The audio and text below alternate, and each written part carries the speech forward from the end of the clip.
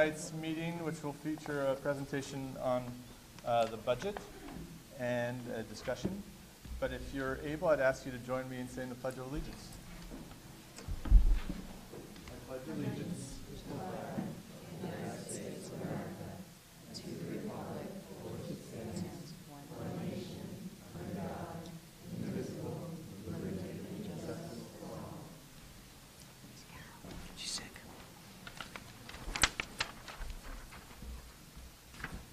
So, can I get a motion to accept tonight's agenda? So moved. Second. All in favor? Aye. So on one of our big budget nights, I guess you have some news to share about our stellar Assistant Superintendent of Business. Yeah. So one of the highlights of a business official's school year, of course, is the budget and all the hard work and analysis that she does to get us to this point. And unfortunately, Ms. Stein is quite ill and unable to join us. So unfortunately, I will not be able to do all her hard work justice, but I will do my best. And certainly any questions that I can't answer, she will circle back with at a future date. Okay, well, so I guess we'll start with updates. Yeah, very good. So I also, just as acknowledging Carol and all her hard work, and unfortunately the fact that she's ill, I do want to acknowledge our new district clerk, Pauline Davey. So welcome, Pauline. Welcome, Pauline. Pauline was appointed at the last meeting, and her agreement is being ratified by the board this evening. And I want to thank Doreen for all of her hard work and time that she's really dedicated to get us to this point. Thank you, Doreen. Thank you. Thank you both, and welcome. So aside from that, as always, I want to say hello and good evening to everyone and thank members of our community, some of our fine students for coming out this evening, and of course my administrative colleagues for being here once again tonight. Certainly I'd be remiss if I didn't stop to acknowledge the tremendous season of our girls varsity basketball team. They, as you probably read, won their 5th Federation title and state championship along the way by beating Brooklyn Law and Tech 47-41 back on the 24th. Just a stellar season that really marks a whole series of tremendous accomplishments. And just to highlight a few of them, that over the last 10 years, they've won 10 league championships, 9 sectional championships, 5 state championships, 4 Federation championships, with a record of 257 wins and 19 losses. And then we turn and look to our phenomenal coach, Gina Marr, with 23 league championships, 19 section championships, 6 state championships, 5 Federation champs, and then she has 727 career wins, the most by any girls basketball coach in New York State. So you cannot top that. That said, we look forward to recognizing the coach and the girls at a future board meeting, along with some of our other students. We've had a number of student musicians that have earned recognition, science research program students have been out competing and winning tremendous recognition. So we certainly want to be able to share our accolades at a future board meeting. I also want to give a promotion for the middle school production of Aladdin, which opens Friday night, and with another show Saturday. Both shows are at 7 p.m. Tickets are still available, so please come on out and for a great night, and certainly be entertained, enjoy the talents of our staff, and appreciate all the hard work, talents of our students and the hard work of our staff that helped to get them to this point. You may have also heard that our Main Street School head custodian, Angel, is in a competition to be named the National Custodian of the Year. He is one of 10 finalists. If you haven't done so already, please go to the website, find the link, our Facebook page, find the link, and know that you can vote many, many times. And every once in a while, you just have to close and open your browser to vote again. I'm speaking from experience, but Angel certainly is one of the stars in our district and deserves lots of recognition. Dr. Ford, anything to? Sure, just I guess we haven't been here since the science fair. It feels like we have been here since? We have not been here since the science fair. So on the 23rd of March, we had our 4th annual science fair. So of course, thank you to the PTSA because really it is an amazing, amazing event, and it takes a tremendous amount of coordination, and the science committee of parents were just incredible. It was very successful, lots of kids. One of the things that we noticed was that while we had some kids who didn't do it again this year, we had a lot of new kids do it, and that's really what we want. We want to keep generating participation. We want students to feel they can join at any time. So sometimes we get students, you can see it's like a family event, you know, all the siblings are there, but we also get lots of kids who partner with other families, and so it's really become just part of the culture here, and we're excited, and it was really tremendously successful again. So we are looking forward to planning next year. Great, thank you. And then as we look forward, certainly we know that we have spring break and the holidays just around the corner, but when we return, we will be jumping back in with the adoption of a budget. We'll be talking calendar again. But before we get to that point, I do want to promote the fact that next Wednesday evening at 7 p.m. at the Public Library, Ms. Stein and I will be down there for some discussion and presentation related to the capital project. So if you have any questions yet to be answered or just want to learn more from friends and neighbors that haven't tuned in yet, that's a great opportunity. Also want to promote our website, of course, because there are just so many great resources there related to the budget as well as the capital project, so we'd encourage folks to check that out. And then finally, where I know there'll be opportunity later, but just wish everyone happy holidays, and I hope you have a tremendous spring break. Okay, thank you. You know, it's one of my favorite parts of these meetings, but what would you say if we moved our committee reports to after our presentation and questions? Would that be all right? Sure. Sure. Okay. Very good. So what I want to do is open up the opportunity for comments from members of the community. And we do have an important presentation, but if there are, particularly I see some students here, I would love to give them an opportunity. The guidelines are that we ask that you share your name and that you speak for up to 3 minutes, and whether that's a comment or a question. And we will run either till 8 o'clock or when there's no more questions at this point, just so we can move along with the presentation, which is a very important one about our proposed 2019-20 budget. Are there any questions at this time or comments? If so, you can go to the microphone at the back. And if you need it, you can pull it off if it's a little too high.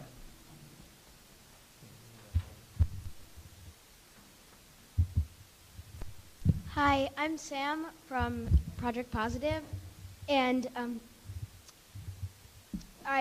we've had a follow-up from the last comment about the leaf blower problem. Good evening. My name is Sam, and this is my friend Shalin. As you may recall, we came to speak last time about our concerns about the district's groundskeeping practices with a focus on gas-powered leaf blowers. Just to recap, the main issues are air pollution, the noise affecting learning environment, lack of compliance with local laws, expense, and environmental degradation. We were encouraged to hear the district is piloting a shift to electric leaf blowers, which is a step in the right direction, but we want to continue the conversation because this is only one small step that will only take us so far. And to illustrate, I would like to focus on one of the issues I just mentioned, which is air pollution. There are 3 main concerns. Firstly, emissions at point of use, which affect the students, other bystanders, and the operators of the machines. A shift to electric-powered leaf blowers would affect this aspect, assuming that you will replace all the gas leaf blowers currently in use and immediately stop using the gas blowers and commit to not buying any more gas-operated lawn equipment. It's important to recognize that even if we do replace all the gas blowers with electric, there are still 2 important air problems. The air pollution created just by the act of blowing. There is pollen, animal and bird feces, dust, mold, road debris, and other particulate matter that becomes airborne. It contributes to respiratory illnesses and significantly worsens asthma and allergies. Last week, I had to miss 4 days of school, and it's only the beginning of allergy season. The final is the contribution to climate change through carbon emissions. The reason a switch to electric doesn't address this is that Most of our electricity comes from the burning of fossil fuels. So, shifting to electric blowers only moves the carbon footprint away from right here. It does not eliminate it, and so therefore it's not a real shift to sustainability. Shifting to electric lawn equipment is like recycling. Recycling is better than nothing, but it is the last of the 3 R's. It is far better to reduce first. And even better than that is to rethink our ideas of what makes a beautiful outdoor place, and to rethink our relationship between us and to nature and the ecosystem. Thank you for your time. We look forward to continuing this conversation. Thank you.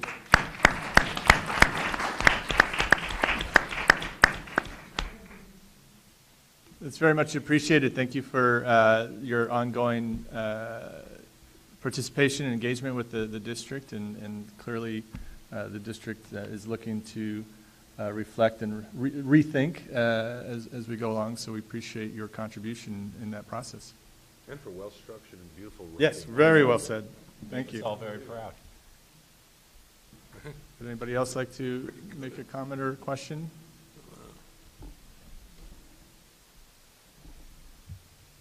I think they were terrific. Absolutely. So I'm not going to do as well as they did. Okay, so my name is Catherine O'Keefe, and I'm a long-term resident of Irvington. I support an early world language program in the Irvington School District. We live in an ever-increasing diverse and multicultural society.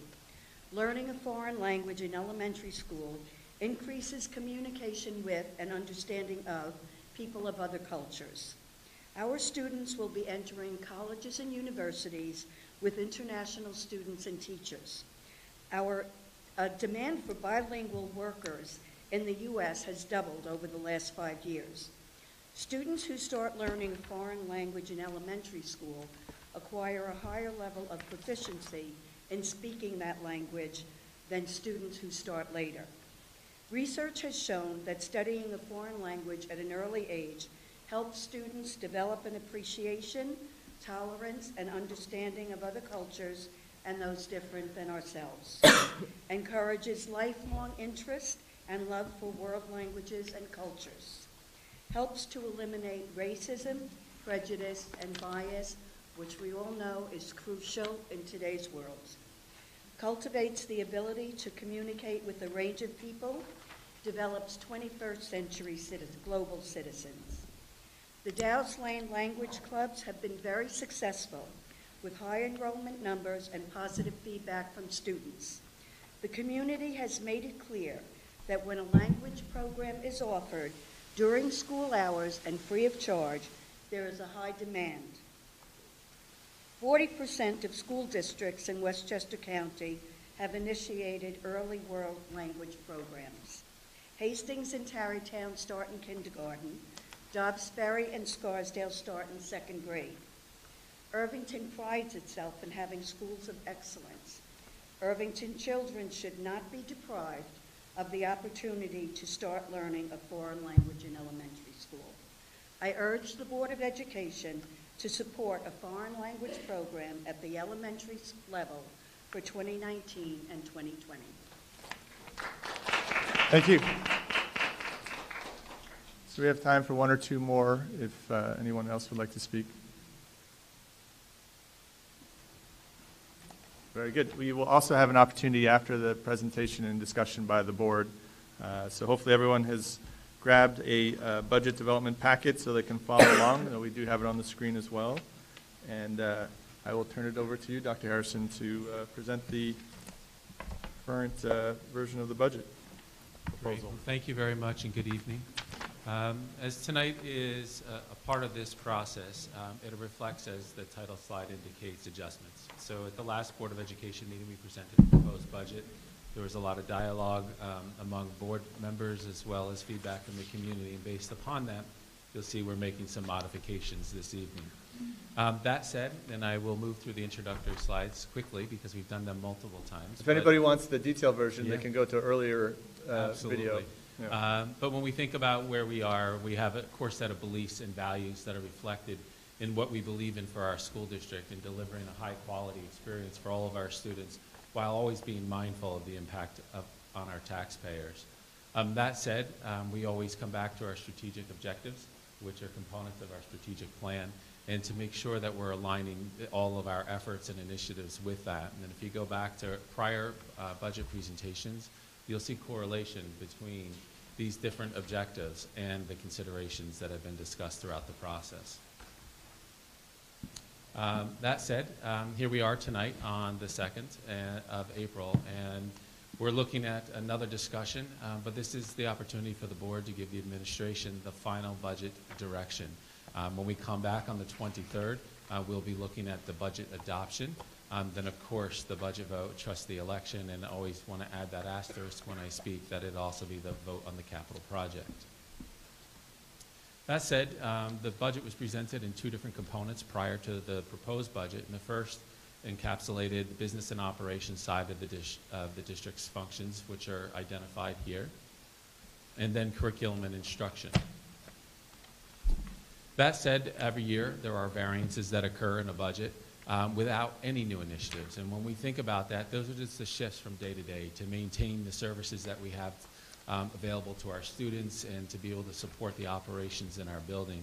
And in doing so, before we even started to think about new things, before we started to think about additional state aids, we already had a variance of over $1.1 million this year. So we've had a process, as outlined before, where we work through different components of the budget to arrive at where we are today.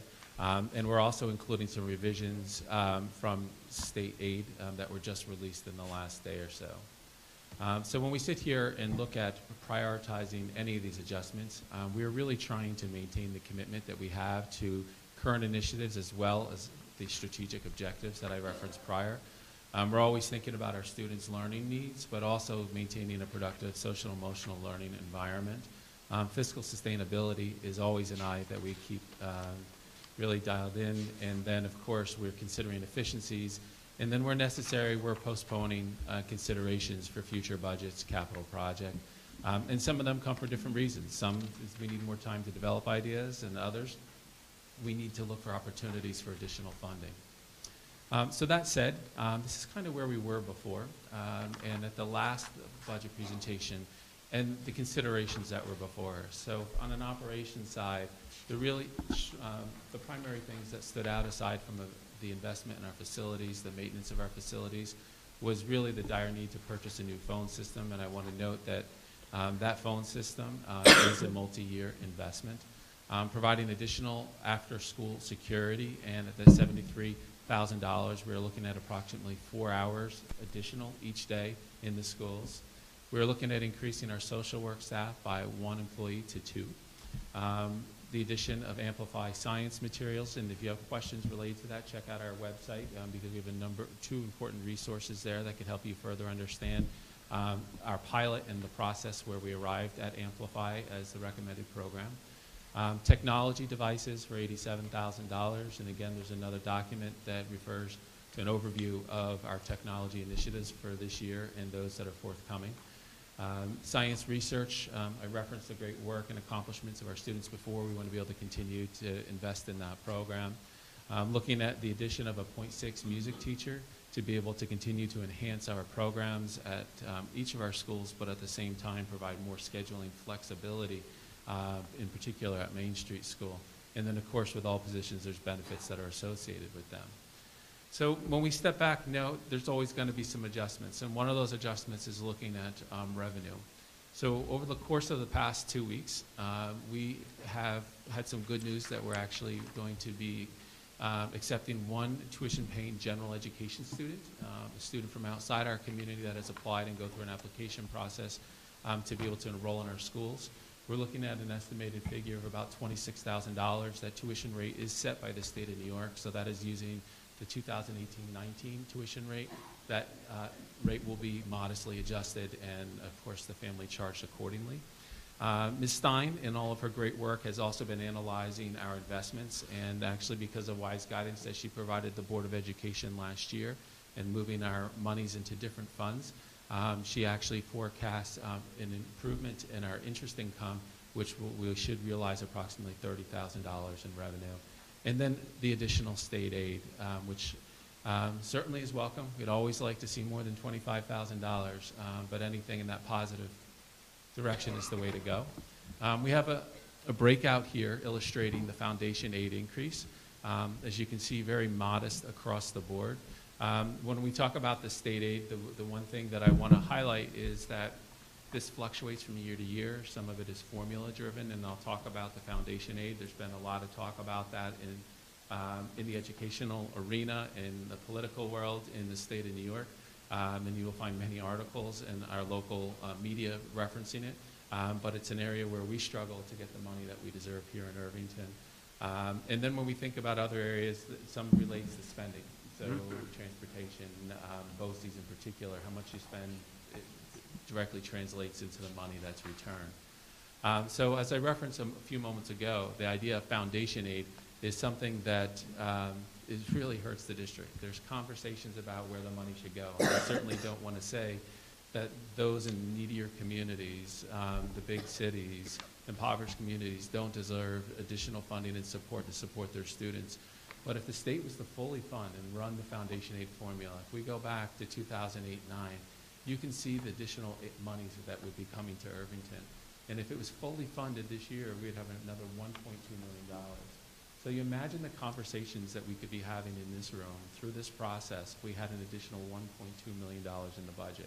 Not only would we be talking about different considerations, different things we could do in our classrooms, different efforts to maintain our buildings, different efforts in and around environmental sustainability, to reference our students' comments earlier, but also it would open the door to conversations around tax impact and where the board wants to go in setting a tax levy from year to year.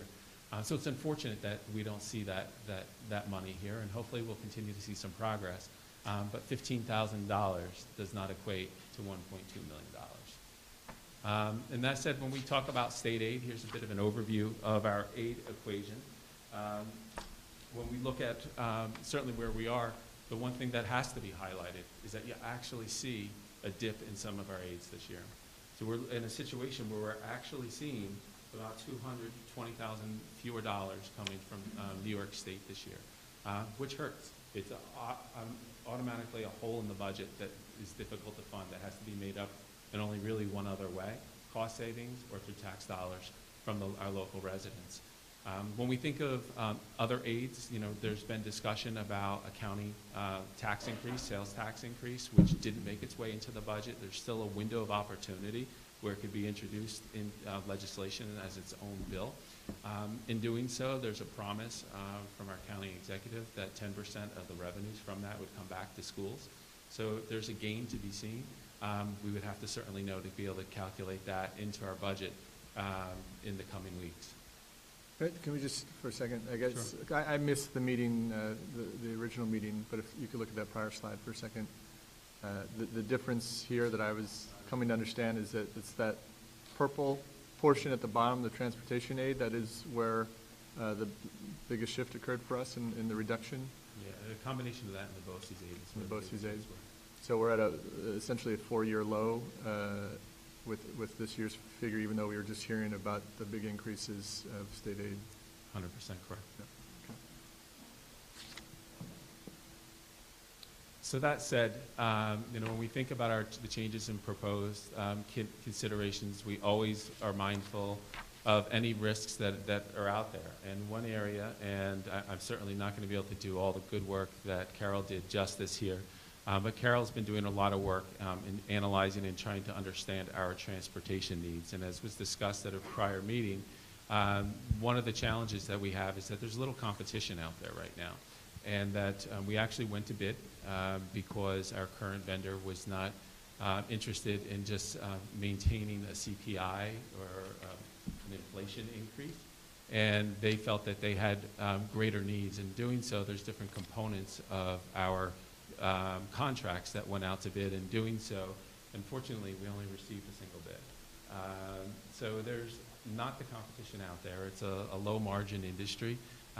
And I certainly don't want to allude to any foul play any one place or the other, but it's always peculiar when you only see 1 or 2 bids for a multi-million-dollar contract. That said, when we were looking at where we were and Carol's analysis now, based upon new bid information, and there's still numbers that are going to be coming in, we are seeing a bit of a deficit, about $71,000 that still stands from the monies that she had originally forecast.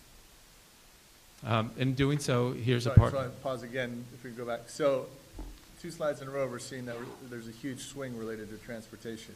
One down, one up, right? So you think about, right, the delta is just getting larger and larger as we go slide through slide here. So it's a great point to highlight. That said, Carol did a breakdown of looking at our costs and did it in a number of different ways. And I'm certainly not going to walk you through all the details, but this is a pretty informative slide if you take the time to actually sit back and process it all, to think about where we're looking at actuals and then forecasting a full year expenditure and where we land and seeing the increase from year to year and budget to budget and some of the impacts that we're realizing here. Obviously, we all want to draw our eyes to that bottom line to see what the effects are. But the budget to budget variance is the one that really stands out for us now with an increase of $215,000. That said, another way of taking a look at it, looking at the number of students that we transport. So if you wanted to begin to break down what does this look like on a per pupil basis, you can see that we're transporting almost the same amount of students across the board, 1293 versus 1291 in district. Private schools, 101 versus 103, and then special education routes, and that is including routes that are bringing students to our schools for Irvington district residents and Irvington district residents that are going to out-of-district placements for special programs. And then when we're stepping back and you can see, begin to break out the costs per pupil. And what is really tricky is when you begin to look at the out-of-district bus routes, the private and special education, those are typically shared routes. So when we think of a shared service that we enjoy here in the Quad Villages, it's dependent on the ridership of those particular buses. So if we have one bus that is going to a location, let's say theoretically, that has one student on it from Irvington, we pay the full rate of that bus. But if there's 2 students on that bus, and there's one from Irvington and one from Ardsley, let's say, we split the cost. And at any given time during the year, that balance can shift among the 4 different districts depending on student enrollment, students that are withdrawing, or students that are transitioning between or among different programs. So that is a number that's regularly in flux and is really dependent on the balance within our shared service arrangement. When we step back and we think about this a little further, there's lots of ways that we're always looking to try to enhance that shared service.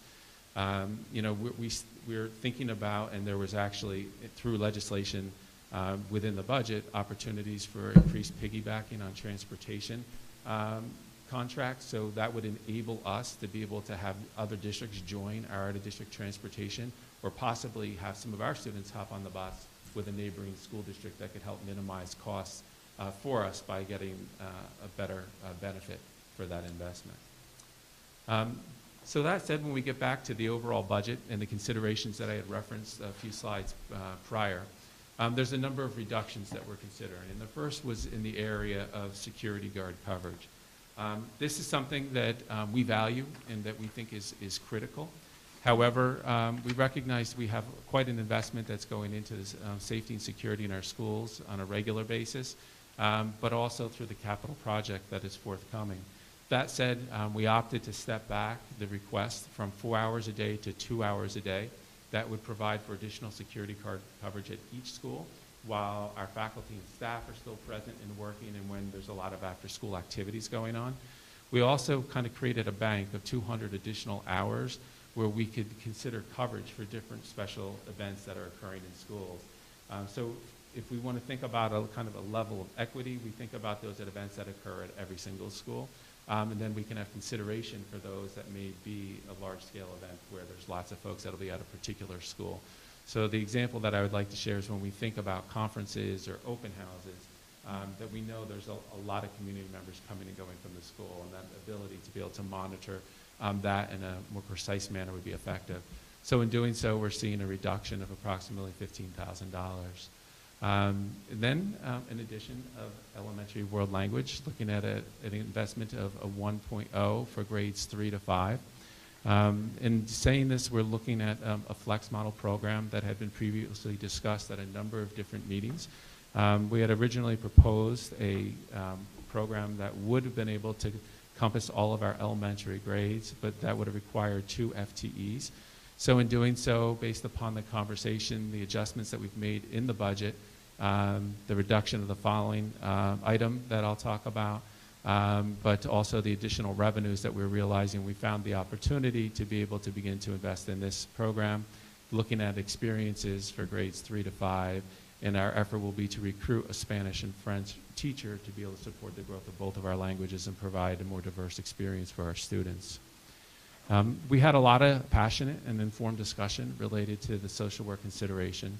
At this point in time, I'm removing it from the proposal, but I am not removing the need. And in doing so, we step back. We know we have tremendous needs in our school community, whether it's our students on a daily basis and or their families. But we want to take some more time. We want to look at how we can fine-tune the proposal and look for other opportunities to enhance the social, emotional learning opportunities that are present in our schools. And we'll circle back to this in a little bit. We're not completely going away, but we're going to have to look at things through a different lens. That said, one other reduction we're looking at is technology devices, scaling back the spend from approximately $87,000 by about $20,000. In doing so, I am personally committing to pursue grants and additional fundraising efforts, and actually have already submitted a grant to one partner organization today to be able to try to raise the funds to offset this reduction. So going through this budget process, there's always things that surface. So we come in and we recognize that we have priorities and needs, things that surface through our work over a course of years, over the course of a year. But then there's things that a little bit more emergent. So we want to have the opportunity to be able to support and enhance our human resource function where necessary. So we're earmarking $25,000 for an investment in that area. It's an area that I think is yet to be defined, but I think the board and administration sees as essential. So you'll note an asterisk following that figure that money going into a human resource code doesn't mean that the money's there and is spent for other reasons. That money will be earmarked and will come back for future discussion in this room as to how it would be allocated. Additionally, as I said before, that need in social work and social emotional learning is still there and still present. While $33,000 certainly does not provide a social worker, it provides opportunity for work in that space. And what we're going to have to do is step back because we know the need is real. We know our kids have a need for extra support, as do their families. So the administration is going to have to step back and take a look and come forth with a proposal at a future date. And here we've earmarked money with the same asterisk as mentioned before. And then finally, the transportation overview that I gave prior, looking at that current, shall we say, deficit as a result of the new bids that are coming in and looking to fund that.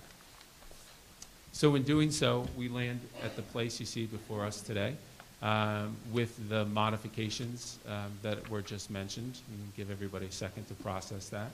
But really the highlights to look at are the reduction in security, the addition of human resource enhancements, the reduction in social works and SEL, the technology component, and then of course the addition of world language, and then the benefits numbers and flux based upon the other items.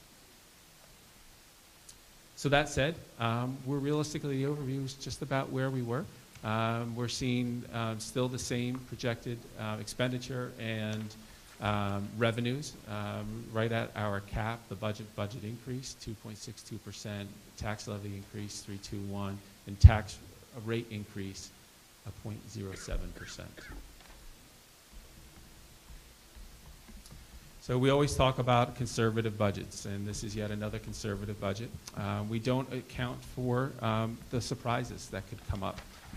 So when we think about what those surprises may be, we think about special education needs that could surface, students that have an emergent need, or a new family that moves into town where we have responsibility to be able to support the needs of those children.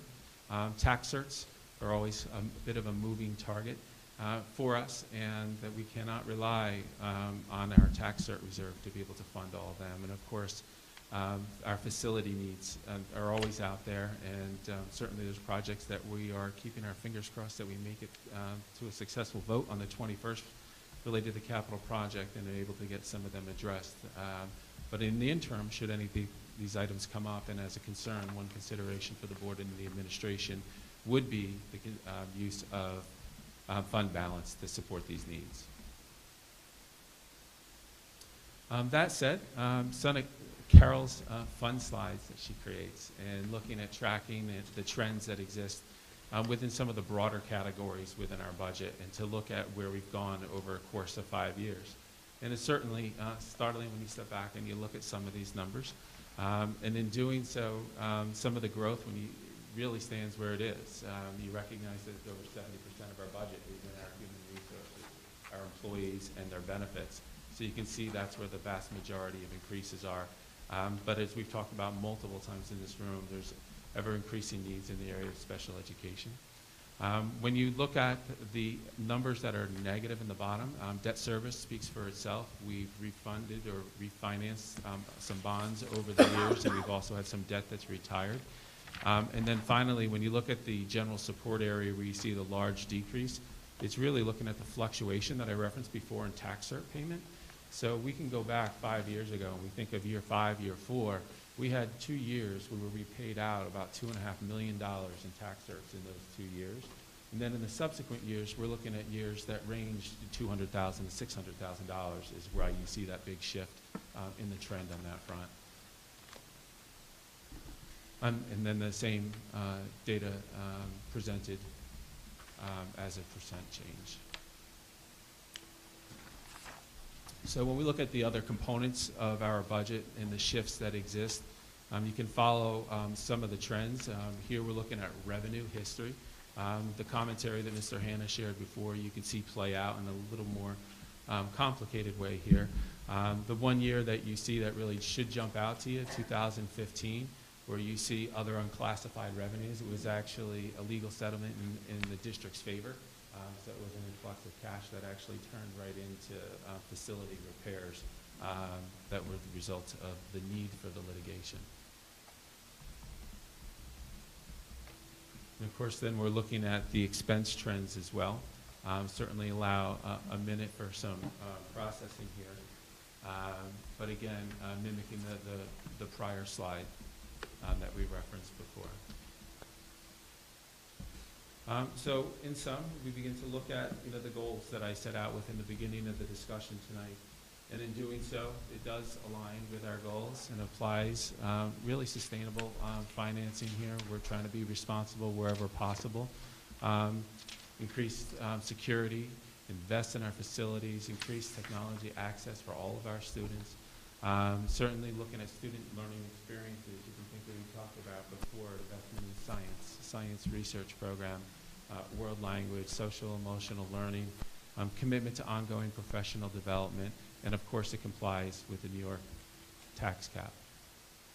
That said, an overview of the tax cap, which translates into the allowable growth of $3.21 million and a net increase of $1.755 million. An overview of our projected revenues, and you can see the variances, and as I highlighted and Mr. Hanna did as well, the shift in state aid.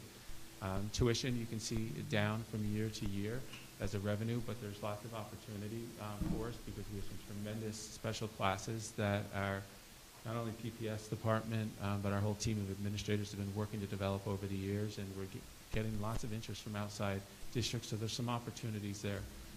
But ultimately, you can see there aren't lots of growth factors with the exception of property taxes. And then an overview of expenditures by category.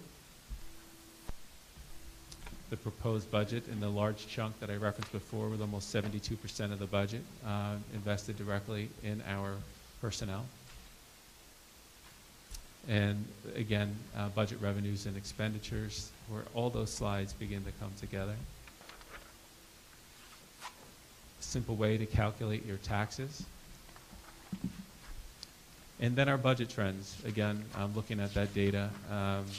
Obviously, we know that this year is still proposed until the board adopts it and the voters approve it on the 21st. But you can see the anticipated shifts in taxes, and again, being mindful that we looked at a new baseline that was established last year because of the reevaluation.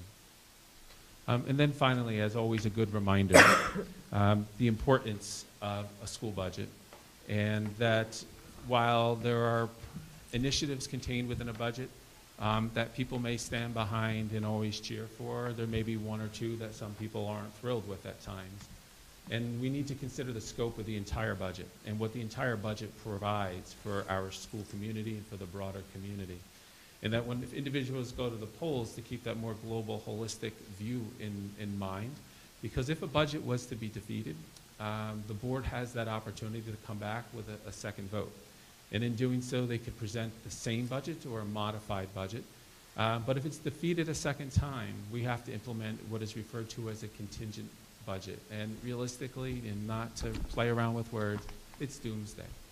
If we look at where we are today, we would have to cut about $1.9 million. $1.9 million. So we step back, and that's even looking at a budget decrease of $150,000 from the current budget. So we look at where we are now, our budget. We back that down $150,000, and then we start cutting. And when you think about what happens there, there's no other way to think about other than impact on student programs. So we sit here and we can say we're excited about music, we're excited about world language opportunity, we're excited about professional learning. We go down to bare bones and we look at delivering core academic programs, and there would be significant impacts, music programs, arts programs, co-curricular, athletics, electives. It's not where we ever want to be. So it's important that when we think about the budget, you think about it holistically and you consider the impacts that we should ever land in a position such as this. And then finally, the conversation this evening, the board to provide that final guidance, and then of course, adoption on the 23rd. And then an overview of the highlights to come, and many opportunities to engage. Dates are on the district calendar. They'll be in the updates that come out from the district on Saturday mornings. So if there are questions, please join us at a number of these forums that are coming up. As I referenced before, we have one coming up next week for the capital project specifically, but then a number of other opportunities where we're going to be discussing either the budget or both the budget and the capital project. So, Mr. Hanna. Thank you. I'm going to look up and down. I want to thank you for the presentation, and the whole of our administrative team, and Carol, I'm sorry she can't be here to join us for this. But it's a very informative presentation. So I'll turn back again and look up and down and see if there's someone who would like to start our conversation tonight. Mr. Graber, you look like you may be ready. No, I was deferring to the corner. Just looking back at you. I had to gather myself. Ms. Hargrave? Thank you.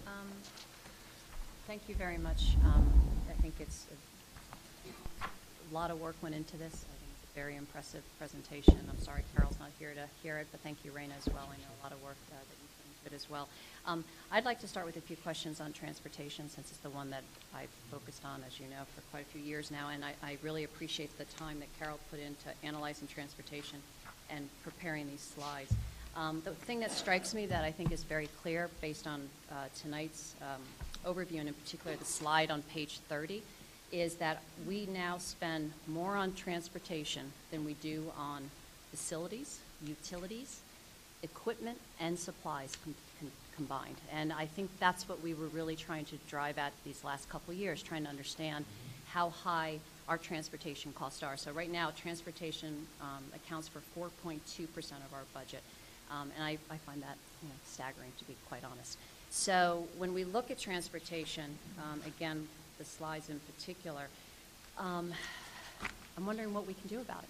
And I don't know if tonight's the night on when that conversation takes place, but in particular, we've been focusing on the cost of transportation for special education and the private schools, because those numbers are almost doubling as we go from year to year, whereas our in-district transportation pretty much remains the same. So I'm curious, in order to prepare for next year's budget and also to better understand options that are out there, what we can do about it going forward, and maybe if you have a few comments about what your thoughts are to try to contain those costs. I'd also like to better understand what the legal requirements are and where are we in our district, because I would assume at some point this board has to decide whether we can afford transportation, because if we're paying more in transportation than we are in taking care of our facilities, I think it's a discussion that is going to come very near future. Yeah, no, thank you, Deb, and I think your observations are quite astute and are profound. That idea of thinking about the hurdles that we face with transportation, can't wait till the next budget. They're not conversations that we have within a budget cycle.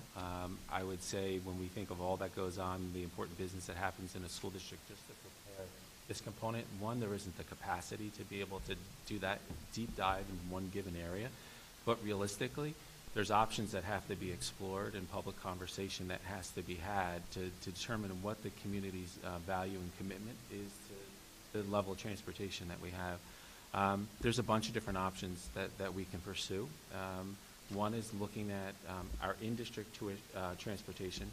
So we know that, I know your comments specifically focused on the out-of-district, but there's, I don't want to say opportunity, but we can increase our limits for transportation. The way of doing that would be by a public referendum. So obviously we would have to do lots of analysis to look at the cost savings, to identify, literally look at maps around each school to see the affected areas so folks would know how they could potentially be impacted, whether or not their children would be eligible for transportation. So there would be a broad scale analysis, and then from there, we would have to consider whether or not the board wanted to put that forth to the voters as an option. Then another tier to look at would be options related to the out-of-district transportation. So whether we look at special education or our private schools, there's some similarities, but then there's some stark differences. So we have a responsibility to transport students with special needs that are attending an out-of-district program up to 50 miles from the school.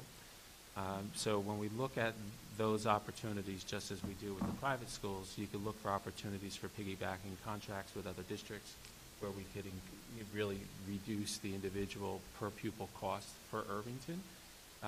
But then when we kind of step back and look at it, there's other ways that we could tackle that, and that could be in partnership with the Quad Villages, where we could actually start to purchase our own buses, and we could start to employ our own transportation staff. We're not going to beat the market, as I referenced before. When you only have one contractor bidding, you got to find a way to get into the game yourself. Some of the challenges that we have there, though, right now, so obviously that investment of the purchase and maintenance of buses, and then the employment of drivers and monitors, should we keep monitors on buses. So when we think about that, there's not only the cost today to initiate that, so whether it's Irvington specific or something that's shared among the Quad districts, you look at the cost today, but you look at that load factor that you carry with employees when you keep them year over year, and you think of pension and benefits and so on. So there'd have to be some analysis there. But one obvious need that jumps out, if we could find ways to overcome that, and the cost benefit is really in the favor of Irvington and or the Quad, where do you put the buses? So you can contract out and have someone perform maintenance on it. But right now, when we turn and we point to Ardsley has a few vans and buses that they utilize. But at the end of the day, they don't have space to store more buses.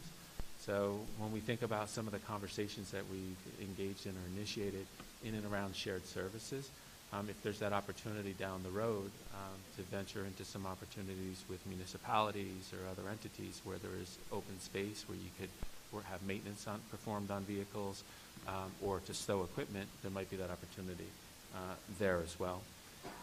I referenced monitors as well. We had that conversation, I think, my first 2 years, and very deliberately did not go down that path again. But monitors are not a requirement to have monitors on the bus. We choose to have monitors to provide for better supervision and for the safety of our students. But that is an area that would result in a few $100,000 savings should we go that route. And then the final aspect of this, and I think I'm saying like 5 different tiers to this, Deb, is that when we look at our private school transportation, there's a couple different opportunities that could be pursued. There's the first that could be the most impactful, and it would be looking at, rather than having regular kind of, I don't want to say door-to-door, because we know we don't have door-to-door pickup, but common bus stops within your neighborhood. You could have common pickup points throughout the villages where we could reduce the routes, but students would have the responsibility, whether family transport them or they walk to those common pickup locations. But that presents opportunity. And then finally, on a case-by-case basis in some instances, there's that flexibility that you could have to potentially offer other means of transportation. Certainly, we don't want to be in a spot where we can't sit down and have the time or the resources to be able to negotiate with every one of the 101 folks that take private school transportation. But if an opportunity presents, sometimes you can have an agreement where there can be an alternate means of transportation. If a student's taking going to school in the city and they take the train, you could pay for train fare, which in some instances will be cheaper than the bus. But you have to do that analysis and look at that balance, because if you start pulling a couple of kids off a bus and other districts start doing the same, the per pupil costs could increase as well. Long and short, there's a variety of options there for us, but it's one of those things, just as when I think of our students speaking before, there's those things that are on the to-do list, and we think we get through the capital project. We want to form a sustainability committee to think about the work that we're going to do in our district and invest in our environment to lower our reliance on our natural resources. But one thing that we're going to need to do is start to look at transportation. Okay. I mean, I could comment on some of the proposals you've put out there, and I'm certainly most concerned with what I think, if the numbers are right, are transporting 50 special ed students at a cost of $9 million. It's up, it was 8.8, now we're up to 9.34. So bottom line for me is, do we need to build into this budget any cost that will be associated with making that analysis for all of our transportation costs? And if so, I see that we have $25,000 that's been allotted for HR. Is this the opportunity now, so that we know it gets done by next budget, to actually set aside some money so that we know that work is going to get done? Because I can't imagine, with all that your administration has on their plate at the moment, that this can get done by you alone. No. And I'm wondering how and when we start to tackle that, and how much it will cost. Mm-hmm. Yeah. I think it could be an opportunity set aside for that. And certainly, Carol can crunch numbers. The folks at Ardsley Transportation can be a big help in looking at routing and efficiencies. But realistically, it'd be a situation where you would want to bring probably some independent counsel in to guide us. I don't have a cost at the tip of my tongue, but it's something that could be a consideration should the board choose. I mean, we did do an analysis a couple of years ago. In district. In district. In district. Right. And I know it came at a cost. In my head is like $10,000. That's what I recall, 10 to 15. So I would just suggest to the board, I will not be on this board. My term is up. But I do want to say. Can you just look out to to those of you running, that I really, really encourage you to consider including some amount so that this can be looked at more closely, because it is a driver in this budget, and is one that we possibly could control. And I just want to make it clear, you touched on this, Chris. Special ed, it's New York State education law. It's a 50-mile radius. And private school is how many miles? I don't know. This is Carol's, yeah. 15? 15. 18. 1-5, okay. So, and I think some people don't realize that when we're talking about transportation costs, that we believe if you're going to a private school, we You have to offer provide, it. we You have to offer it, and if they accept it by the deadline date, We got to provide it, Have to provide it. and if people apply after that date, there's very few exceptions that ever occur. But if there's no in-district busing, then we don't have to provide any other busing. Is that correct? For that same age group. wait, say that again? I don't know the law, but what my understanding is these rules are based on what our in-district rules are. You mirror for in-district, so if someone lives within the parameters of the school, so within what we set as our boundaries, you wouldn't have to necessarily provide that out-of-district transportation. Even if it was a special ed place? No, special ed is a given. Right. You have to provide Right. the private side. Private school. Yeah. oh, if they don't meet the requirements, like if we push back, taking a number, for high school, it's a 1 mile radius, and we push it to 2 miles, if someone's within those 2 miles, even if they go to private school, we don't have to. Right. Right. And then on the special ed piece, we're only required to provide special ed transportation if in fact our PPS department recommends transportation, correct? I mean, if it's parentally placed. For the IEP, I'm sorry, it just. As you say, it gets, as you say, so it's, no, but I mean, I'm just looking over, but it's another day's discussion is the Yes. point, and I certainly don't know enough about it, but Very it's complicated, complicated. and I think it's appropriate that you raise it, and as I said, it's something that can't be done within a budget cycle. We can't wait for another budget cycle. Can't wait for it, and you can't fit it in within that window of time. I think it helps provide a picture along the back. Can you just pull the mic up? Yeah, I think it helps provide some of the struggles with the budget in general, like, someone's allocated towards this, but it's required legally, you can't reallocate the money elsewhere. So But overall, thank you for you, Chris and Raina. I mean, that took a lot of work to get us to that point, to provide that information, and I think it's a great step this year. Thank you. And I forgot, what did we do last time? Did we want to go stick to the subject, like if anybody else wants to speak to this? Let's stick to the subject. So, yeah. Anybody else want to comment on it? No, I mean, I think, as Deb said, I think this is something that we need to be looking at, and maybe this is one of the things that, I know with everything going on now, it's tough to do, but as we get towards the summer and start to think about, the projects that we want to be looking at, this could be, one of the good things to start trying to figure out and look at what our potential options could be going forward to try to deal with the cost. Could I fold a question into that, which is that since transportation has been a constraint on moving high school start times as well, that if we start to think about transportation as a whole, we should also start to think about which pieces need to be moved and how, if that can impact the mental health of our high school students, maybe that's also part of the thinking to be begun.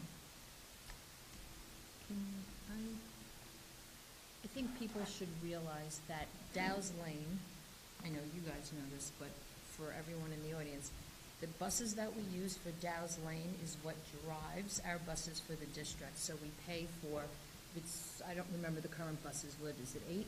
Yeah, and then a van, yeah. So we have 8 buses for Dow's Lane, and then those buses split for, when we added 2 for the high school run, but it's recycled. So the buses do the high school run first, drop everyone off, then do the Dow's Lane run, and then those 8 buses split middle school and Main Street run. So if we move any of those start times, that could potentially, we would have to add buses. Yeah, it reworks it's an overview, it reworks the entire system, so it's not a conversation just about one school. Right. It's a district-wide dialogue that talks about start times, it talks about model and delivery of services, it talks about contractual time with employees, so there's many, many tiers to it before you get into some of those obvious, like, I don't want to say excuses, but like obstacles that stand before you, like the challenges with after-school events and athletics and things like that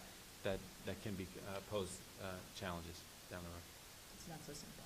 If So we're I do know looking- there's a lot of interest on the board to continue exploring it, though. And in the region as And the well. region. I'm actually on the Westchester School Board Association, where we have a committee that's looking into regional approaches for later start times. Yeah, which deals with the athletics issue. So if we're going to be looking at pushing out, for example, our in-district busing, there are impacts there that I think we need to be also thinking about what some of our other goals are.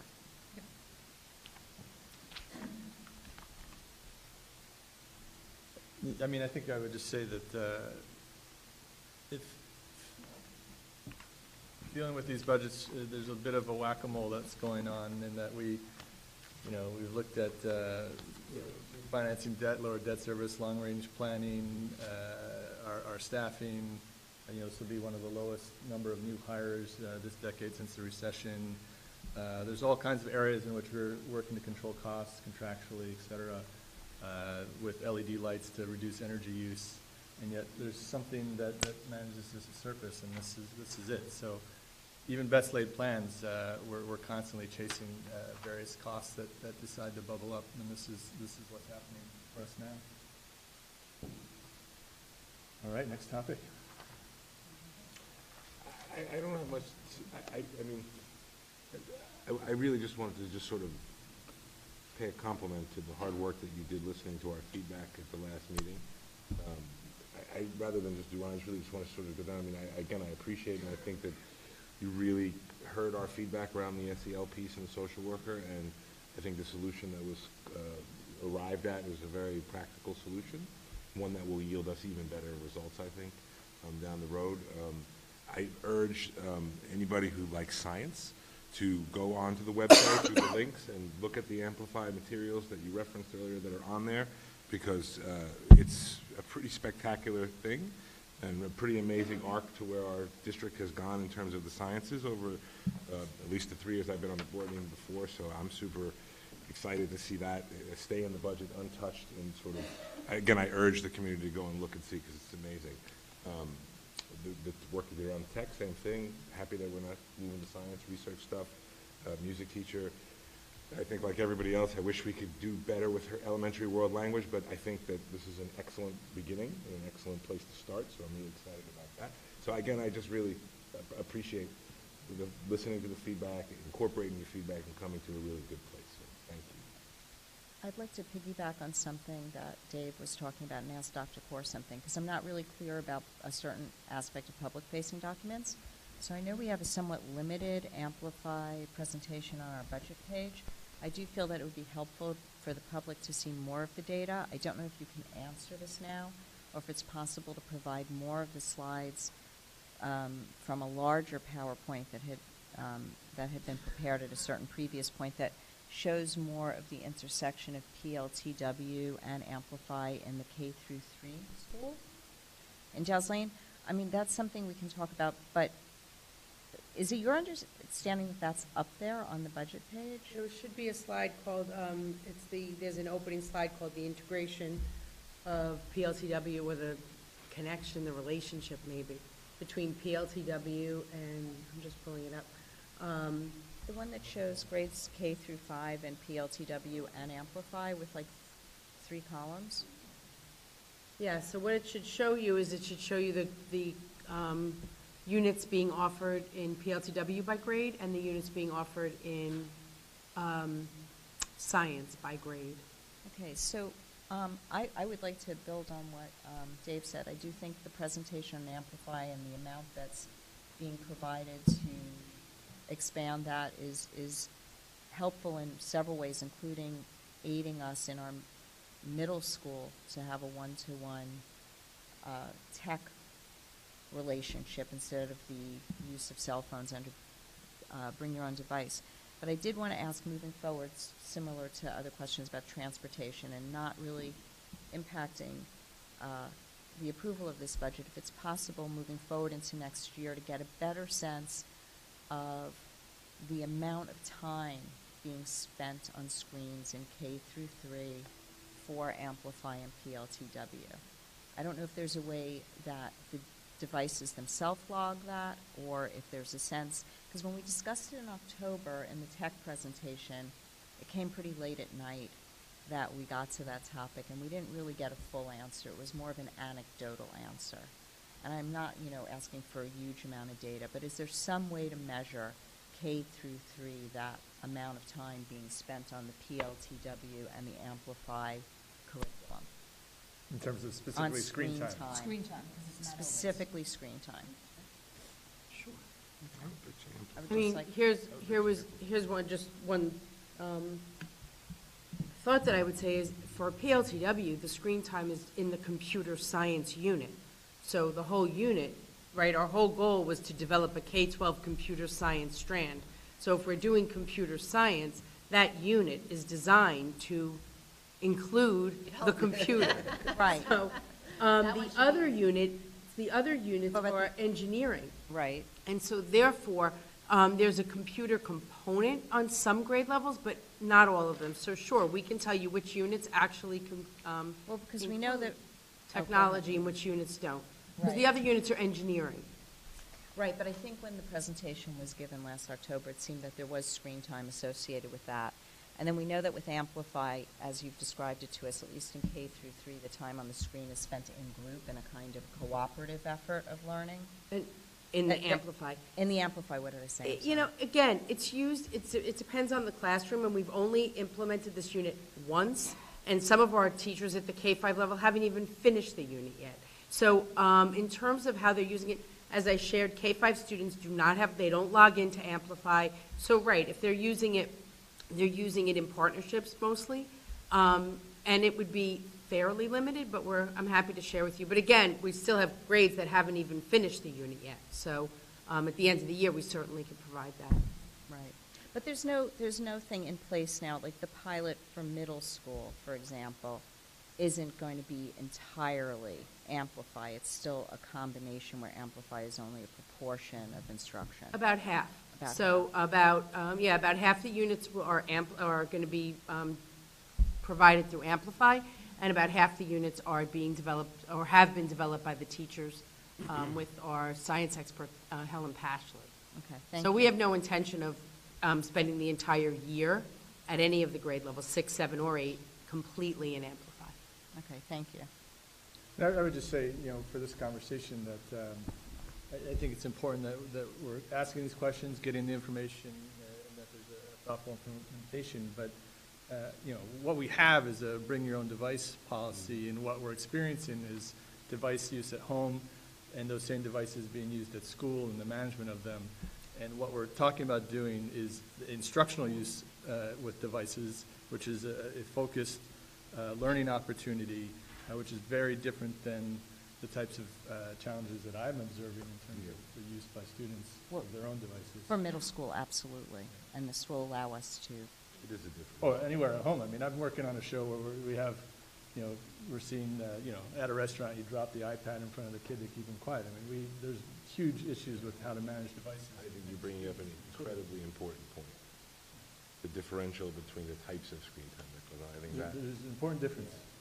I haven't been as deep in the conversation, but there is a significant positive impact in screen time in classrooms with educational materials that I think is worth looking into in comparison to screen time with, let's say, 7 hours a fortnight, right? Or like you described, or like I'm at the restaurant for 2 hours with my parents and nobody. Snapchatting, Yeah, or watching whatever show you're watching as a 3 or 6 or 8-year-old. But then we shouldn't avoid the data about how using pen and pencil for certain activities in school, including note-taking or computations, can provide better memory storage than using screens.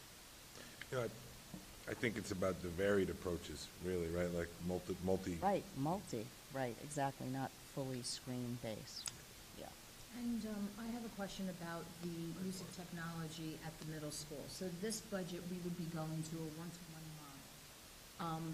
Back in the day, before it was bring your devices, and a lot of kids were using their devices in class, a cell phone at the middle school, if it was found, it was taken and everything else, and, we know why we don't want cell phone usage in the school.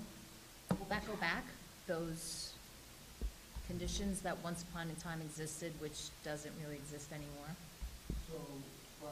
Mr. Sudhow, you want to go to a mic, please? I'd say maybe if I could just preface your remarks that to remind everybody that it's actually, we have board policy in this area. So there's areas that are practice that will be affected at the school, but ultimately when we step back and we have a successful budget, we have some policy work to do. So Mrs. Hargraves may be thinking she's running off into the sunset, but she's going to have a couple policies that are going to land in her lap in June that she's going to have to help us through with our staff. I mean, it's great. You just added to my list. I'm keeping a list of all the major initiatives that we have district-wide process. It's getting to be quite substantial, so I hope you'll all be a part of it because it's a lot of work ahead of us. So really quick, it's interesting because even with our current setup with the use of BYOD and so forth, there are still rules in effect at the middle school which restrict cell phone use, and in fact, I think Ms. Daly could probably attest to, there are still many occasions on which cell phones are taken from students for improper use. So it is not a you know, a free-for-all in the sense that students can use cell phones anytime, anywhere, for any purpose.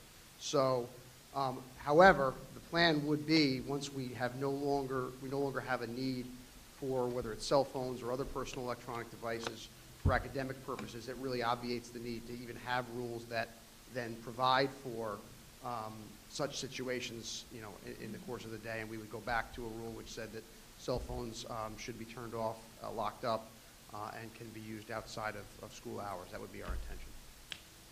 Thank you. Wow, you know how to gain fans.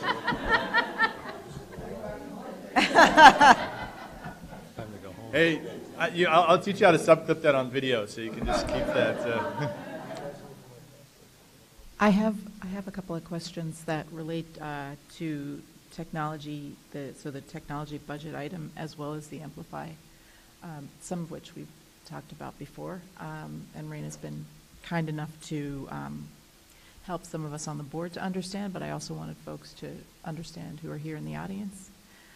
On Amplify Science, as with Project Lead the Way, there are licensing costs for using materials. So what we're looking at here, where it says Amplify Science materials, is an ongoing cost, and some of it is annual, and some of it is one time. So what you see here is anything that's new. So we have, as you know, I'm just saying this, I'm saying it for them too. As you know, we have ongoing expenses every single year that we account for. So we don't put on a slide all of the pieces. Once something is adopted and part of our program, it just sits in the buildings and the department's budgets. And so there's an expectation, and I believe I might have even said this previously, whether we are doing Amplify or Science 21 or whatever science program we are doing, there are associated costs. So that's anything that we did this year was now built into the building budgets.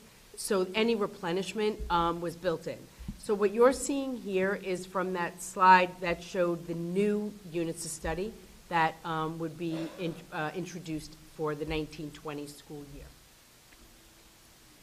So the point is, though, that these costs are really taking the place of, in some ways as well, textbook costs and other materials. So the way science works is that there are always costs there, and so to the extent to which these costs are being added to the costs of the other units, I just want to underline that it's not just an add in that.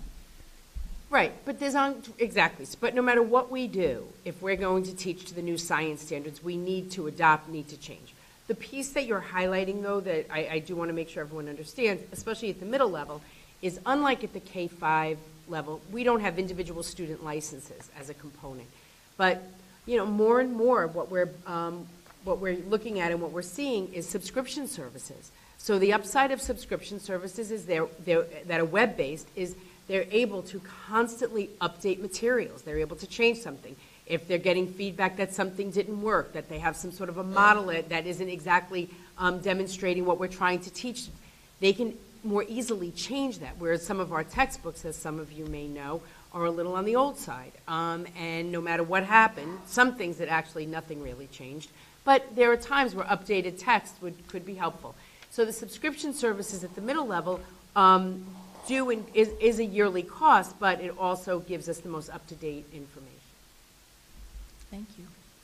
Just wanted to point out that we are kind of moving into a different model here, and I think some of us on the board were trying to understand it as well, and I thought that other parents would want to understand that these are some of the implications of greater technology use in the classroom, that there's this aspect of being able to update things, to change them, but it's not all bad, but it's different.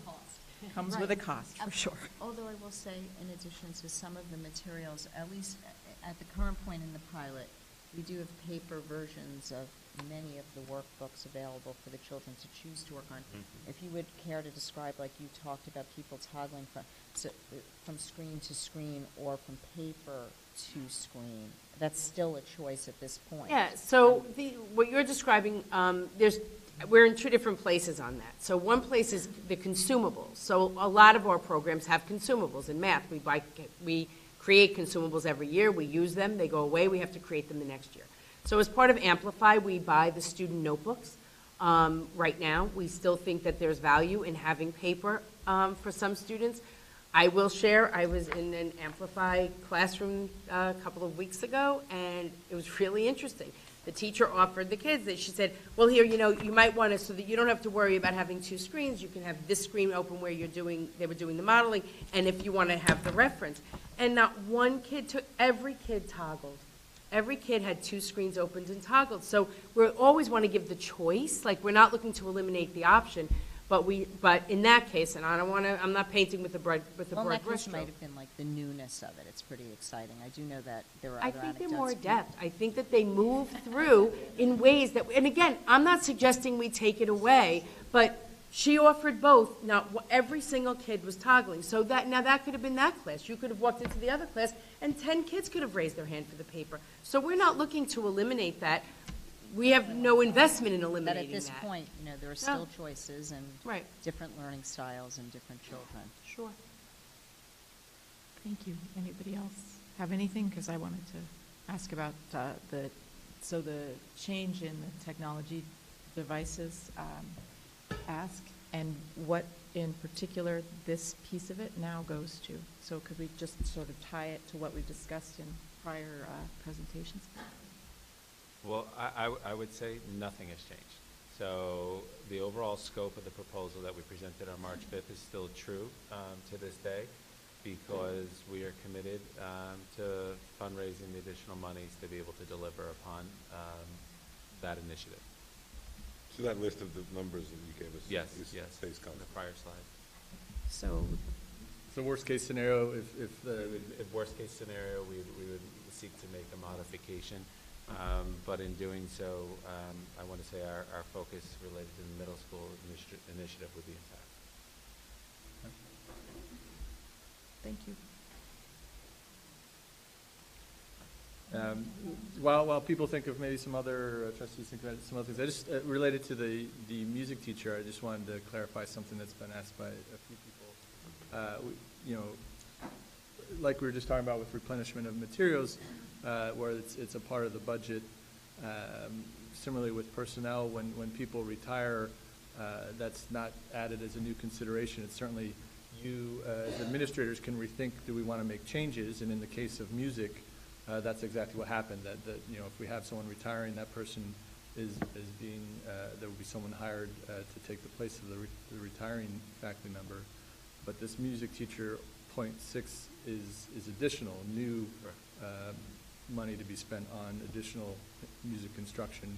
And then in both cases, you've already indicated that there will be a focus in having strings experience, instructional experience.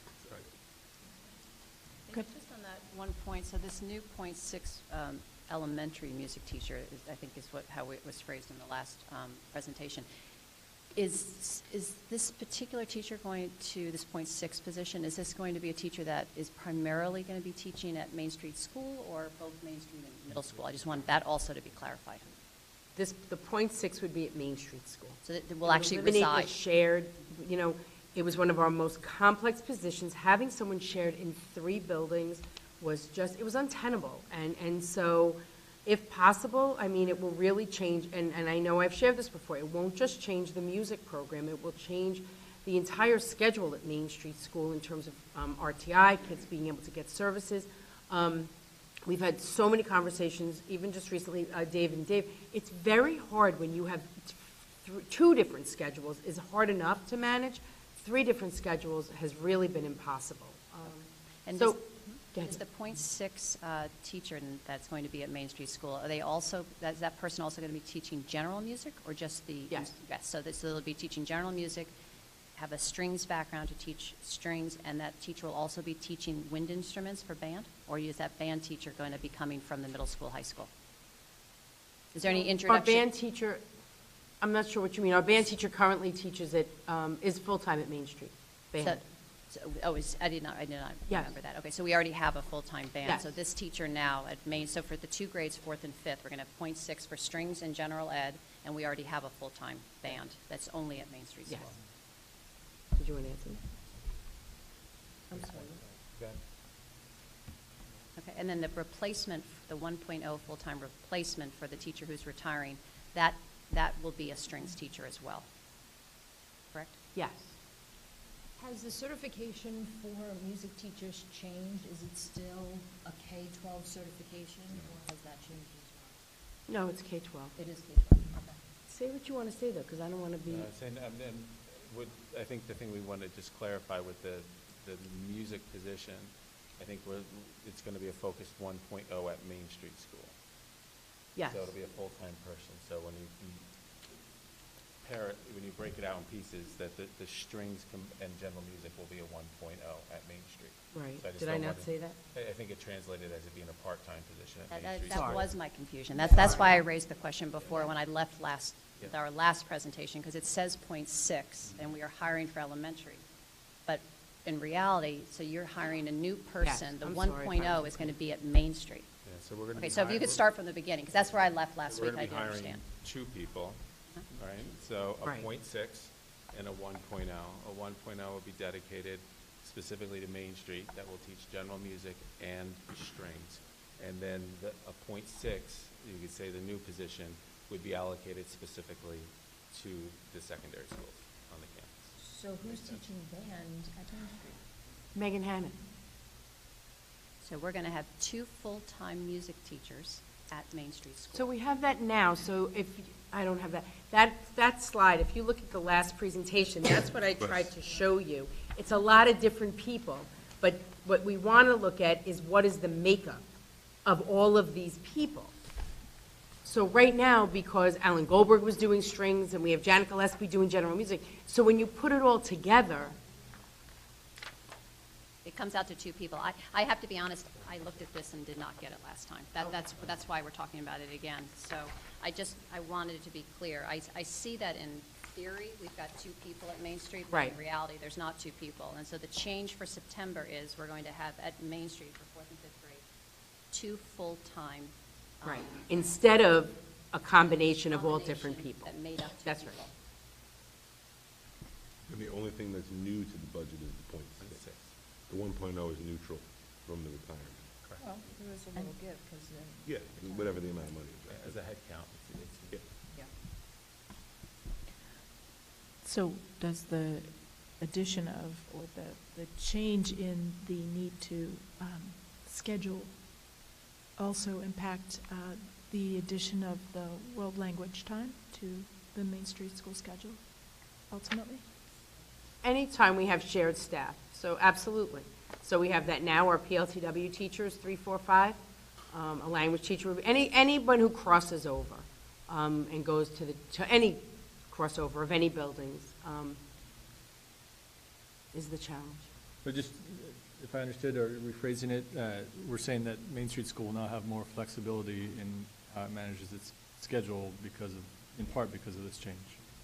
Right, so they'll have more flexibility now because of music, and they'll have less flexibility now because of world language. It's just the nature of it. When you have shared staff, it just creates limitations. But, we've worked around those forever. But the orchestra one in particular was really difficult. Because that was 3 buildings, and now, right? It That one was. person in It 3 was, buildings right now it is 3 buildings. That's a big change. It is a big And just to clarify for people, in Dow's Lane, we have 2? How many Two music? what? How many music positions in One. Dow's Lane? 1, okay. But remember, there's no performing music in Dow's Lane, so Right, but the it's the teacher is only foundation general music. we talked about, yeah. Thank you, and I apologize, I did not get that. You got it, man? Got it now. Can we go to early world language, since we're talking Sure. about Main Street School? So I understand the proposal now is down to 1 position instead of 2. What does it look like? It's a special. So as I described at the last meeting, world language would be scheduled in as a special. So each week our students get 2 periods of PE, 1 period of music, 1 period of art, and 1 period of library. So instead of library, they will develop an open library, which is certainly a benefit to 3rd, 4th, and 5th grade. We're trying to do more and more inquiry and research through social studies. So the teachers would collaborate with the librarian to, and some of you may remember, when we had world language at Main Street School in 5th grade, that was the model. So fifth graders did not have a weekly scheduled time in a schedule with the librarian, but at the time, the fifth grade teachers had to schedule a time into the library. Those were two different kinds of times. One is just, book selection. So different teachers would organize when they would go with their class to take books out, because we certainly don't want to lose that opportunity for our students. But the second part is that it opens the door for more collaboration with the librarian around research and writing. So that would be how it would be scheduled. I'm confused. I don't understand. What? Early world language will Be a special. a special instead of library or on Yes, top of library? Instead. But it will offer the opportunity for the language, the 1.0, to collaborate with The librarian. So No, that's the like- librarian and the classroom teachers. Because now the classroom teachers will be responsible for working with the librarian. So in other words, the librarian will integrate social studies. The librarian will integrate science. Right. Got it. Thank you. Yeah. With it.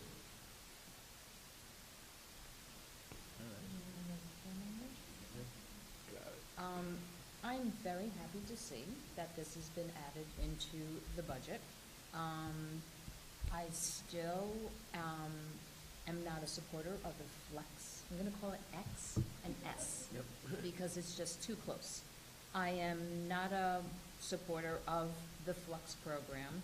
I would like this board and the administration to continue conversations and the direction of the world language program here in the district at the elementary level.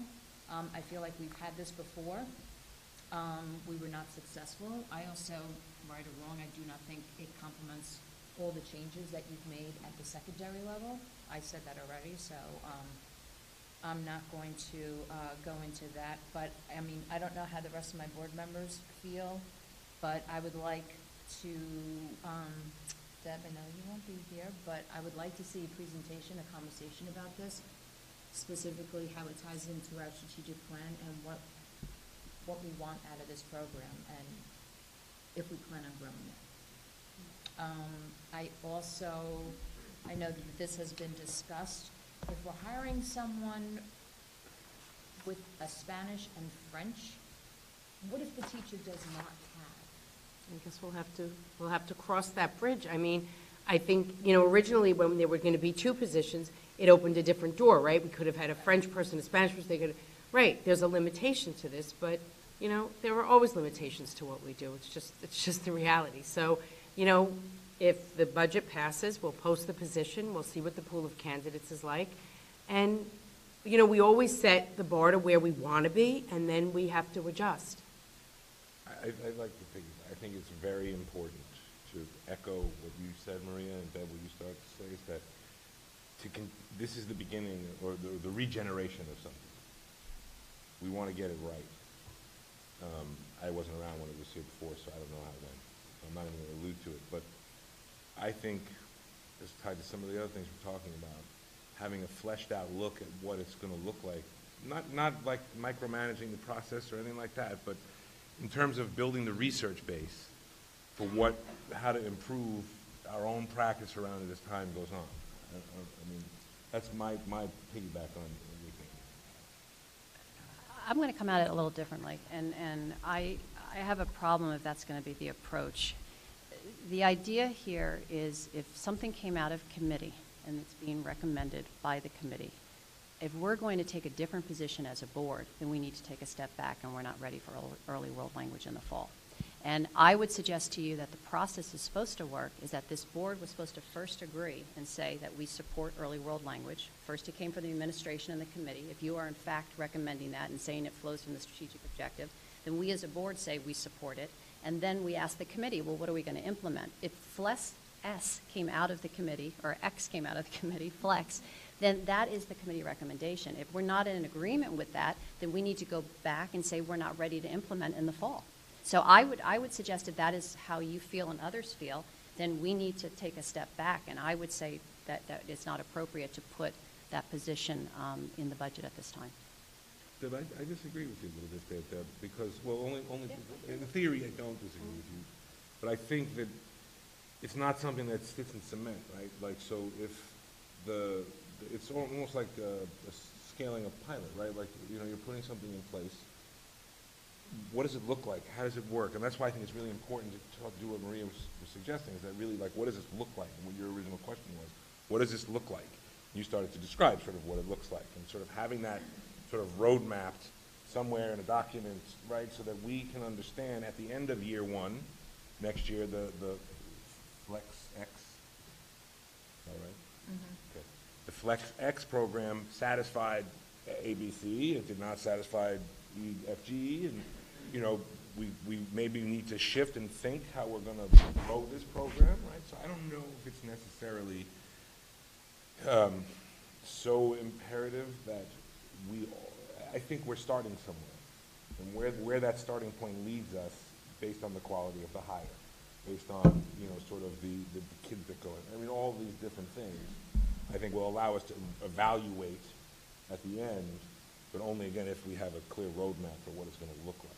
Well, and I want to add to Dave, because doing research at different schools that do have flex programs, even they seem to tweak it. Like, they offer 3 20-minute sessions a week, and now they're going to 2 40-minute sessions. Like, even within the programs, different school districts, as they implement them, start tweaking what, you know, when they're delivered, how they're delivered.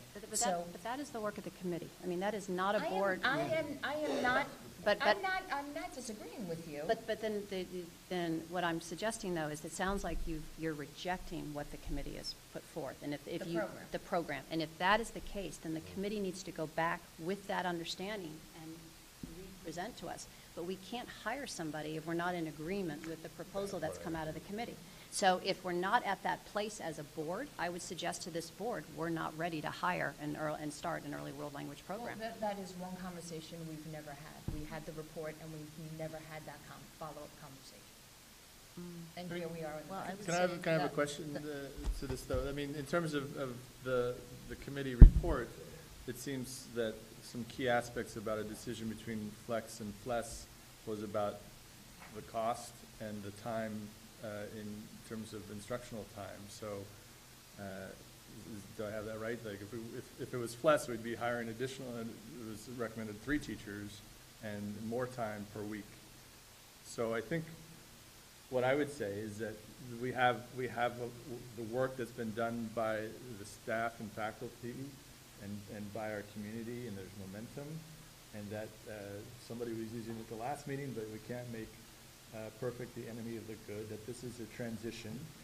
We know in every other area that we've seen this take place, that everything we do in this district is incremental. We can't do it all at once. I can't really point to anything that was like, boom, here it is. And that we see that with implementation over time, that shifts the culture, and that there are new opportunities that develop. So I think I am concerned that whether it's the board or the community, that there's an expectation that suddenly we have dual language immersion, because that's not what we're doing, and it's not even FLES, but it is language learning, it is implementation, it is a chance to carry forward the work that we've been trying collectively to do.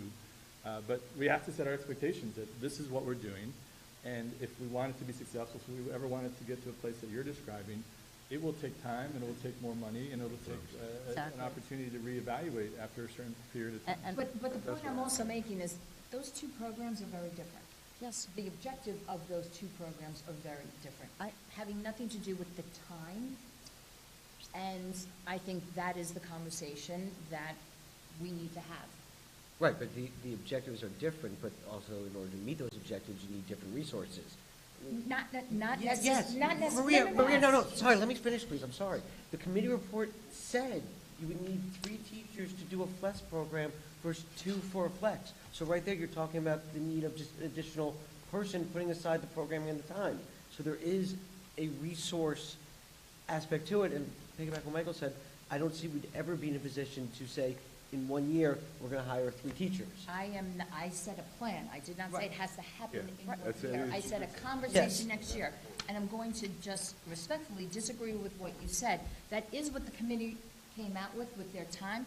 But if you look at what other schools do, it's all over the place. Some do X amount of minutes a week, others do more, others do less. So you don't that is what the committee recommended for a flex program for 3 teachers for that amount of time. But it runs the gamut. Other districts do it all kinds of different ways. Some have 2 teachers, some have 3 teachers. It's all over the map. So I'm just saying that, yes, that is what the committee recommended for a flex program. Can I reframe what you were saying, though? Are you saying that we understand that we can't do flex out of the gate, but if that were the goal, that that we get to that point, then you want to stay, That is you want to name the it now? conversation I would like to have with the board and the administration. I would like to know what the plan is. 5 years, I don't care, I'm not saying, I've never said 1 year. I'm saying, what is the plan? Is this the plan that we never had a conversation. This was presented to us and that was it, and now we're here in budget cycle. We never had a conversation about where we are going from here. Is this it? Are we gonna just have a flex program and then move it on down to the grades and this is it? Are we thinking something else? A conversation. That is what I'm saying. I just like to interject because I'm at the end of the table, so it's very hard to get in. But what I would say is that my perception, my perception of what occurred was that this was fully fleshed out in curriculum committee, reported out to the board, that it was understood that and the committee of faculty and staff looked very closely at other models in other districts with help provided by community who provided information about what was available and was looked at closely. That flex was the efficient and fiscally available The entry point. model for us. Not entry. Not entry. Not entry. That's what I want to make clear, and I'm I sorry. cut You off that- continue. I May cut I off just that, so we'll continue, circle back. please? I'm sorry. So, and I wanted to quote that person as well, the one who said, perfection cannot be an obstacle, I thought he said, to progress. But you have to start somewhere, and the committee report started with flex. And it doesn't need to say, one day we might end up at flex, because that might be aspirational, it might be theoretical, it might never happen. But we had a perfectly good model that was flex-based, and we couldn't afford to roll it out at 2. And in my opinion, we now have a very decent proposal at 1.0 that can follow the plan that was put out by the committee with those limitations, as often is done. I'm sure everyone would have loved years ago if they could have rolled out PLTW for, 6 or 7 grades at one time, but that's not possible. And nobody seemed to, well, I wasn't on the board at that time, but that seemed to be an incremental change. And I think it's very important to start next year with this budget item and make a go of it. And in contrast to Mr. Graber, I was here for the previous program at Main Street School because I have a 22-year-old who's graduating college in June. Congratulations. And I don't see this as apples and apples. I don't think that anyone should be concerned about a return to that program. I don't think that the flex program being described in the committee report is identical to the program that existed here. I guess it was 10 years ago. Just to clarify from curriculum committee to what you referenced Yeah. at the beginning, I think what Maria and I is referencing, and I'm sort of agreeing with, is the sort of, that was a launch plan. This is what it's going to look like. But I'm talking about an implementation plan, like, sort of. Next year. Yeah, but which I know you'll have. It's part of due course. It's not But not something as new an to- obstacle to having it happen. What You was? see it as an obstacle to roll out in No, September? no, not necessarily. It's I just think it's important for us in terms of looking forward, right? Like, Right, just like we asked in terms of Yeah, tech, it would be yeah. nice to have Yeah. a concept of certain things. Yes, Yeah. we always Right. want that kind of measurement in any new But program. I think in terms of the looking forward, it ties back to one of the things we've been talking about a lot this year is program assessment and how do we know and what will we be looking at to measure the success of the program. I think, that's what I think, at least I think needs to be fleshed out for the board, just so we can understand what the program assessment will look like and at what point in the continuum will we be able to adequately assess how the program is run. I'm not so concerned about the minutia of how it's going to be implemented and how it's going to work in the classroom. I think that's starting to get a little bit in the weeds for, at least for me, but for the board. But I think, what would be helpful is how we're going to assess this program and what we're going to be looking at, whether it's 2 years, 3 years, 4 years,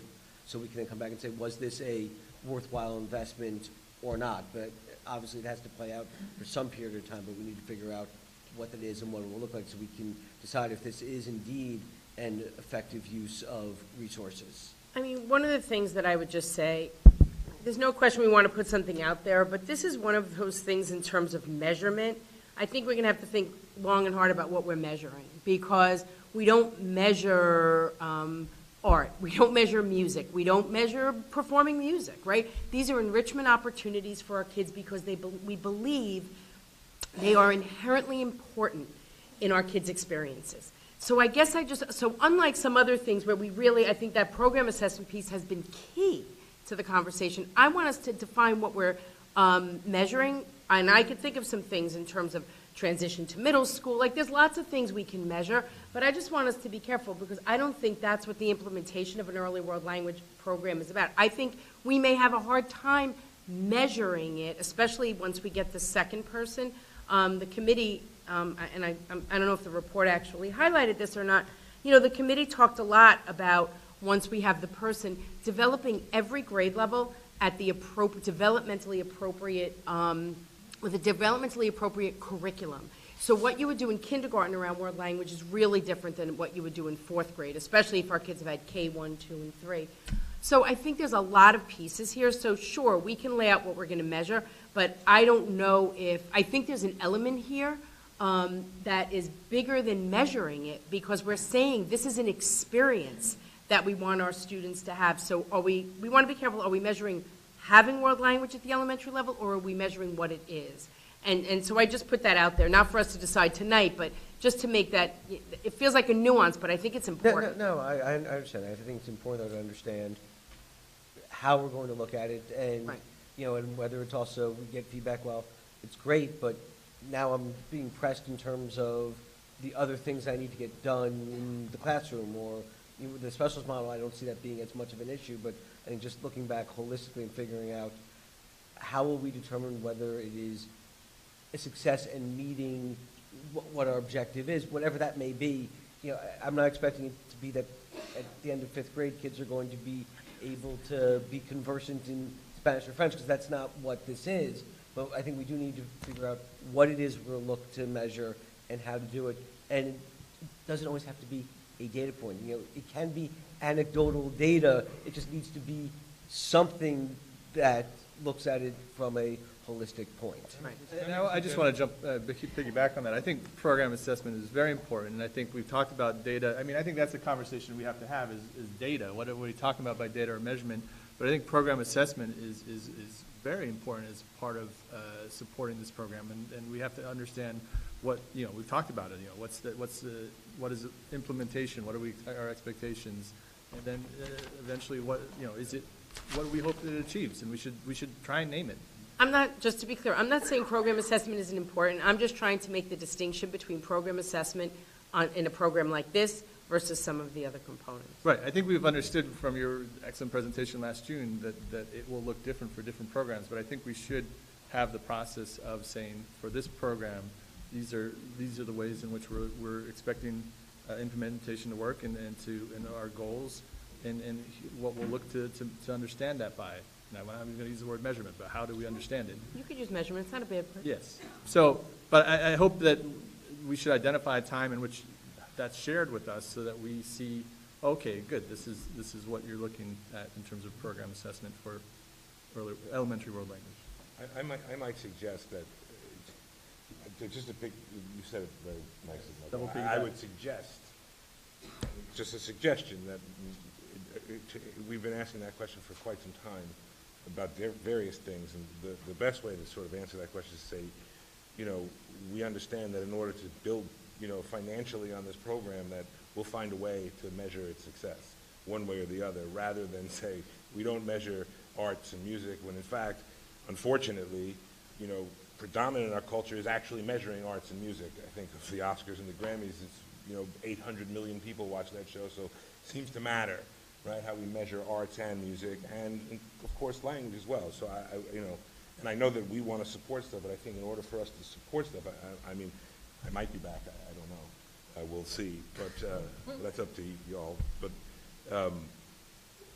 the point being is that if we want to continue to build, like we've sort of been talking about, it's really important to come back to us and say, here, these were our successes. And I think Ryan's right. It could be anecdotal, it could be whatever it is. But I think to say that we don't measure something like this is... Dave, what I'm saying is we don't measure it to have it or not to have it. That's what I'm saying. In other words, we're always measuring. We're looking at our standards. Are we implementing our standards? Are we have a new art teacher at Dow's Lane. She's implementing very different things as through both the standards and through her own incredible ability to teach art. So I guess I just want to make the distinction, and honestly, I'm not really looking to argue. I always feel like when I speak, I always feel like in the end, somehow it feels that way. I'm not. I guess I just want us to be really clear. When I look in the audience, and I have listened really carefully to every person who has spoken, I've seen some of the letters. And this is also about an experience. So I am not suggesting for 1 second we don't measure. But I just use art and music because what I'm saying is there is an experience. And so are we measuring having the experience or what we're going to do? And of course we're going to measure that. We do look at what we're doing. We're always reflecting on what our program is. It's why we want to shift the music program at Main Street School. But I just want to have clarity amongst us that when we're looking at that program assessment, are we assessing to say world language worked, or are we assessing to say here's our program over time? Is this program implementing what we wanted to do? Is it getting there? Do we need to shift? Do we need to adjust it? How and when? And that's the kind of program assessment. And that feels really different to me than this idea of a person or a world language, because now we're saying it was valuable, let's keep the person, or it wasn't. And I just want us to be clear. We want to look at the program the same way we would at any of our other experiences. Sure. Does that make sense? It does, but I would add, though, that this is a little different in that, again, it's a budget thing, right? And so it does matter. Like, those things actually do matter when we're going back to the community and saying, hey, we want to spend your money on this. We have to be able to say, and whatever the definition, to your point, that this is what worked and this is what did not work, and this is our plan going forward. I think we're in agreement. I know it doesn't quite feel like that, but I really think we are. Well, I was just suggesting that you just approach it like that, and then I think it would have been a shorter conversation. Yeah. Well, I will tell you, I'm not in agreement. So I just want to really make sure that this point is emphasized. In terms of process and how this proposal came to us, the committee looked at, recommended, and developed a flex program. So if this board is not on board with a flex program, it is going to be very difficult to assess it because you're going to be actually thinking, how are we going to eventually implement a flex program? So that's my first concern. My second concern is if we have a recommendation for a flex program, it was for 2 teachers. Now we've got 1 teacher. So just to carry out this committee's recommendation, how are we going to get and when are we going to get to the 2-teacher recommendation? Or I personally don't think we should be even adopting 1 teacher, because things that come from committee, they matter. I was on the fields committee. If I came to you and proposed the turf field and it wasn't organic and it was some other kind of infield, we'd have to go back to the committee and come back with another recommendation. This recommendation is for flex. That's it. So we have to be very clear on this. There's no let's roll out flex and then get to flex. I mean, that is not what is before us. And so for our responsibility, we have to look to what this committee, comprised of administrators, teachers, and the like, are telling us. So is it more like if you wanted a large facilities building and you couldn't do it, so Yeah. you're going to have 2 smaller ones forever? Okay. And we came back and we went back and make a recommendation. I mean, that is what we did. You get to say that, but we have to tell the committee to go back. We don't get to just redo it. Yeah, so I mean, I guess you responded to when I said entry point. I mean, I guess like the committee looked at it, this is what we can do, and then we looked at it budgetarily, and this is what we can do. So. I see it differently. I mean, it is what it is. I'm obviously in the minority. I would say as a board, we are in agreement to adopt an early world language program. It flows from our strategic plan. It is a strategic objective. We are there. But whether we are there for fall to start this program, I question. Can I just clarify something about, the committee did not walk away from this saying, oh, we want this, we want 3, but we'll take 2. No. That is the recommendation. What Deb is saying is really accurate. They didn't not recommend it because of 3 people. They recommended this because they think it's the program that we can implement and we can sustain. So I would just want to make sure what Deb is saying is heard. Right. It wasn't like a second choice for the committee. That's not what I'm saying either, so. No, I don't want to get into argument with you either. No, That's I not what I'm wasn't saying that in Yeah, response to you. Okay. Yeah, well, I guess the missing piece is this board has never had that conversation because even Understood. from my own research and the questions I've asked, if an elementary school has a foreign language program, it's either, I've only found, an immersion program or a FLES program. With the exception of one school had a X program and they did away with it and now they're just 6-12. I have not found any school, and share it with me if you have it, who has an X program. And that is, I don't know, whatever. So it's just, it's a concern. It's a conversation that I think the board and the administration needs to have. If I may, I think the one thing that, to Deb's point, we are where we are, and this is the opportunity that's before us right now, and it's taken us a long while to get here, and I feel if there were missed opportunities for conversation along the way, I personally feel some regret, and I think we all should have engaged in one way or another because this was growing and coming with us for a while. But I would also come back to the one data point that Ms. O'Keefe mentioned earlier too as well. If we're getting to an all or none, and what district has FLEX versus what does or doesn't have FLEX, and who has an immersion program, I also heard her say that, and I hope I don't invert what her data was, but essentially 60% of the districts in our region don't have world language experiences. So this is our opportunity right now to be able to put in a world language program that's going to be embraced by the staff in our school, that's going to provide the experiences that are going to be enriching for our kids, that is going to start to provide other connections to life beyond Irvington, and we'll be able to build for the secondary schools. However, we're not there for a FLES program, and I have to agree that this is what the opportunity is, and what our commitment is to build this for you. I think what you said is really significant, to me at least, is that 60% of schools don't give kids this opportunity. And so we've engaged in this really amazing process with the community, with ourselves, to figure out this is what's recommended. Look, I started studying Spanish in 7th grade. I spoke it fluently for 3 years when I lived in Mexico, so this is all new to me. At the end of the day, I don't know, I would love my kid to start speaking Spanish, but I think which program it is, I think this was the suggestion. I think we need to see it through, and I think that we need to adhere to what what the professionals say about it. But again, super important, going back to the original pieces, so how do we make this a success? And I don't think we can really start that conversation until the hire is even made, right, and seeing who the person is. But I think we're providing our kids with a really great opportunity at very little expense at the moment to see where it can go, whether it stays in the FLEX model, right, or whether it grows and blooms into something else 3 years from now, right? It's not going to grow and bloom. Well, I don't know we could have another 100 Well, kids that move to Irvington. Why Look, look at no, I agree. We don't know what will happen in the future. I think, though, everyone needs to be clear as to what this program is and what it isn't. It's, not an immersion program. It's not something to develop intensive language skills. It's an experience to give kids exposure to different cultures.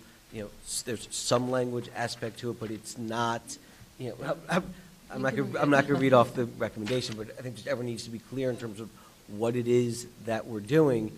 But I think also, I guess my question back to you, Dr. Corn, Dr. Harrison, is are we to expect that you're going to come back next year and ask for a K-2 position to fill it out? Is that the at least expectation at this point?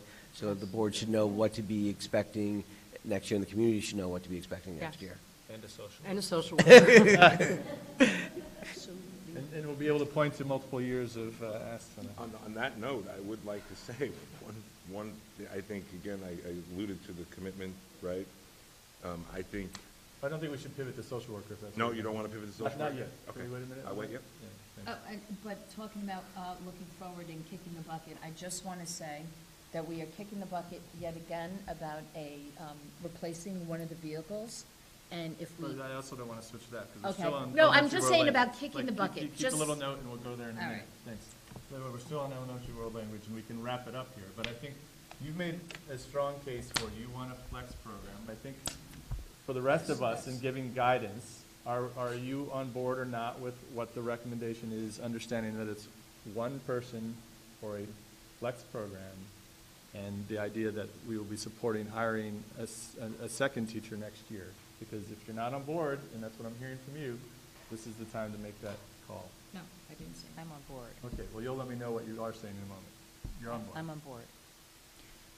I'm on board, and I would caveat that with the fact that we live in the budget environment that we live in, and I would like everybody who was passionate about world languages and who came and supported that idea to be just as passionate about changing, helping us to change the way that Irvington is viewed and the way that Westchester costs are viewed on a state level, because that additional state aid number is appalling.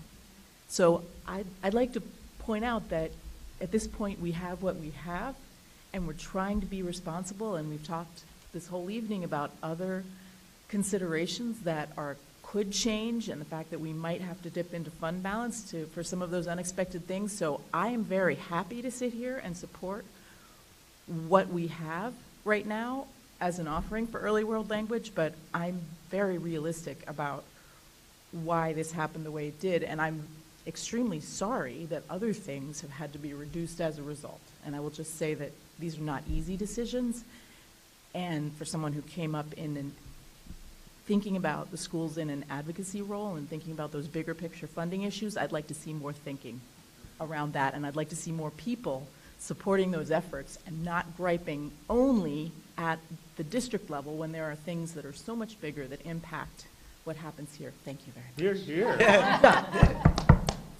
Love it. Really? Are you in or are you out? I know, I'm in, again, just small caveat, I just really think it's important for us to see, be very strategic about, thinking about a 5-year plan or whatever it might be about, how this, it's not just something we're dropping in, which I don't think it would be. I just want to make sure that we stick with it. And I support early world language. I don't think we're ready. I think that because the proposal's been split and we have one teacher and then we hear there's a commitment for next year for another teacher, I would suggest as a board we commit to early world language. We make it part of our strategic objective, but I would implement it next fall. So you're out. I'm out, but I'm only one voice. I guess, Deb, to ask you a question about your question, are you out because we can't implement both in 1 year? Yes, because the committee recommended two, and my preference is to say this is a great idea, that it needs to go back to committee to get fleshed out. I'd like to know how it looks. You answered the question in terms of when it's going to be offered. I would like the board to hear everybody commit, which I think I heard, that no matter what, we're getting that extra teacher next year, or this proposal does not work, because this is what they're suggesting. But I would prefer us to wait 1 year and not implement in the fall. Look, I think, perfect world, we'd be able to implement it all in one shot. I don't know if we'll ever be in that perfect world, so that's why I would vote to go ahead at least this year with the 3 through 5 consideration. But I think we as a board need to be committed to next year funding the second position. Otherwise, then I have reservations about whether it makes sense to move forward with it as a whole. So, I mean, that's my concern, but I guess, I don't want to be the hold up good for perfection or however we're quoting it these days, but I do think we need to be realistic as a board that if we're not prepared to sit here now and say we're going to have the same conversation next year and look to support a position, that we do then need to go back and rethink it. So, I mean, I'm committed to next year funding that position, assuming the world doesn't fall apart and we're still in a position to, that as we expect to next year. But that also we need a time horizon for some assessment of the program to go along with it, whether it's to make sure that this is something that is achieving whatever goal we're looking for it to achieve, after the program has had sufficient time to develop?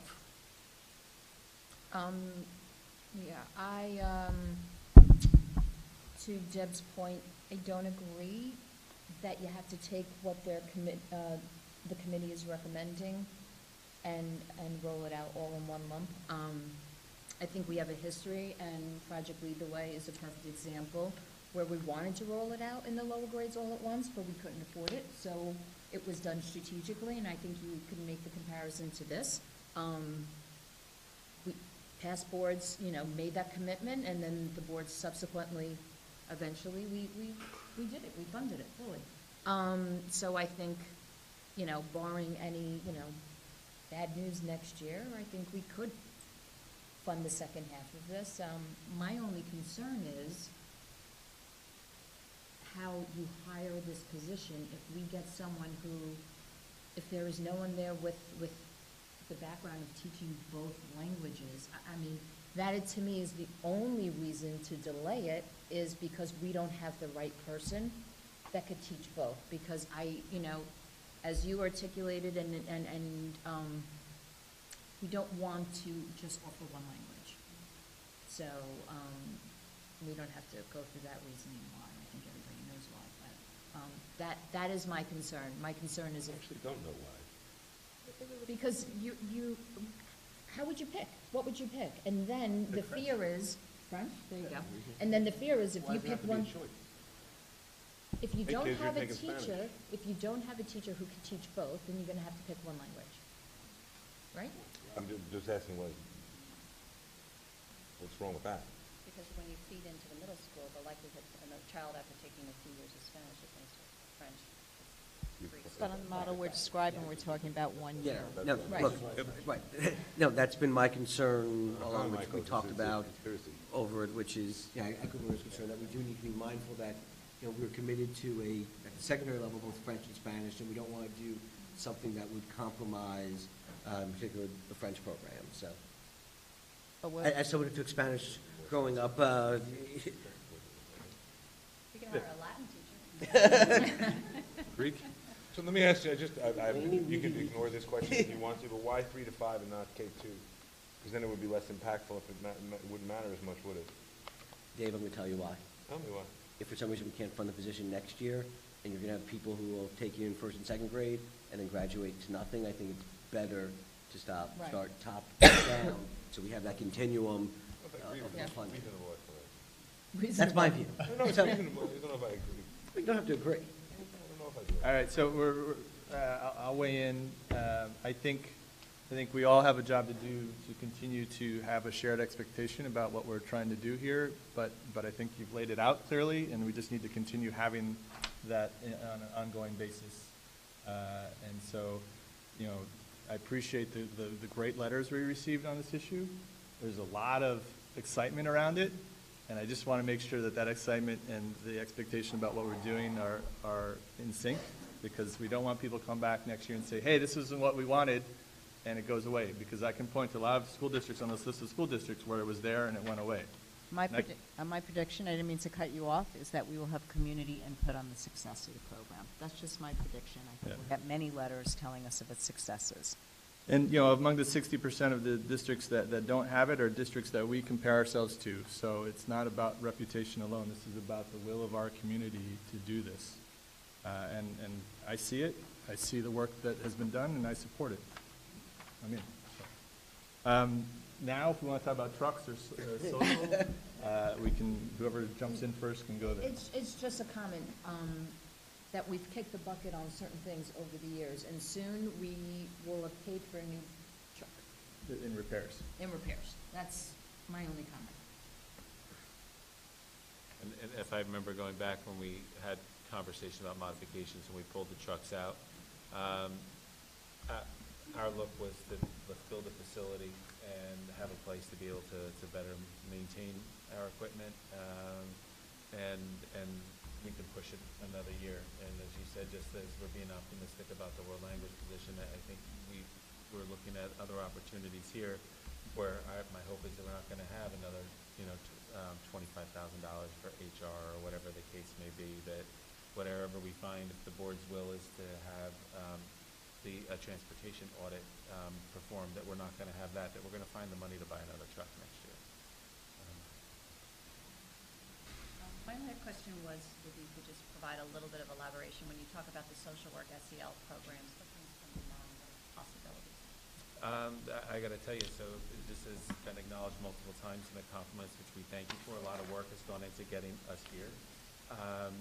I couldn't, in good conscience, walk away from this meeting tonight without making a commitment to invest in the program. Honestly, we worked hard to be able to prepare where we were before, and we didn't land on the same page. So now we need to go back as an administrative team and come back with a proposal that's going to hit on a couple different levels, that's going to support student needs. But is it a hire or is it a program? Like, I mean, I'm just curious if is there a direction that you're thinking? It would be premature for me to say, Okay, but I will press. realistically, for a hire for $33,000, That's what I was wondering. there's not much there. Okay, thank you. But does anybody else want to weigh in on this piece? Thank you for that commitment. Thank you for that commitment to come back with something that we can really get behind, because that's my hope for next year. Yeah, I think we know plenty of anecdotal stories about the need, and we as a board have wrestled with this, but I am so appreciative and understanding of where you're coming from as administration, and it's just something that we'll continue to work on, and this is where we land budgetarily, but I hope that we get to a better place as we move forward. So in terms of just the one piece that you had shared, Deb, I just want to check in. Do we want to ask the administration to look into a set aside for potential transportation study, because that's something new and different into a very tight budget? I mean, personally, I think you could put aside $10,000. I think it would go a long way to making sure that work will get done, possible. But So, I mean, I'm looking to the rest of the board at this point in terms of. Oh, sorry. Yeah. I don't know how I feel, and we didn't we just, I feel like we just did one of these. But it was internal. It was in district. In district busing, not private out of district special ed. Well, I would be interested to see what the proposal, what it would look like before, in theory. They would estimate a cost. But I'm saying No, we're not going to get Right, quotes no, in the next 2 weeks. No, my comment is about the scope. I'm not sure what we're talking about. I mean, in theory, yes, but. Yeah, so, and that's what we have to speak now is in theoreticals. Right. If this is something, and it's on my list of, we've checked almost every box so far, what I need to walk out of here tonight with, is whether or not the board wants us to look to do that. We're gonna get some estimates, like Dad said, we have a similar recollection of $10,000. We just need to verify that's still accurate. Maybe we're simply calling a couple firms, and then we can look for that money. If that's the board's wish to do that, and understand that we're gonna come back with a proposal, and a scope of work. But we just need that direction now. Far end of the table. Agree, disagree? I'm thinking, sorry. It's a new thought for me. I haven't thought about it. I don't really have. Well, what if we say, we're obviously not committed to it, but it's something that we'd like you to explore? And we know it's I don't think we need to spend more time on $10,000 right now.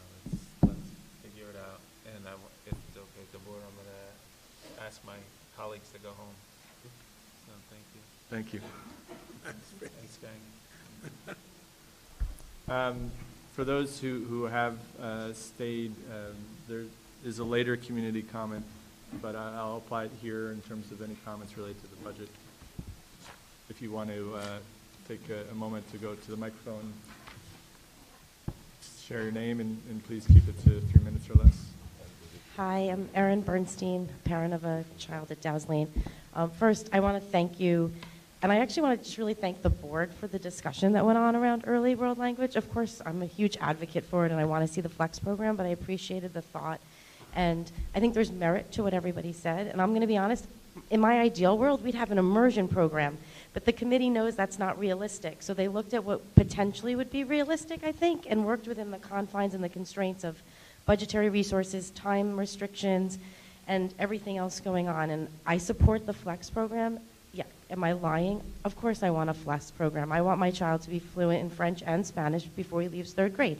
It would never happen anyway, but I also know it's not realistic. So I think for a child to be able to have that cultural awareness, to be able to understand, to what I believe it was Dr. Harrison or Dr. Kaur said about what goes on outside of this community in Irvington, and having that understanding, I think is so important.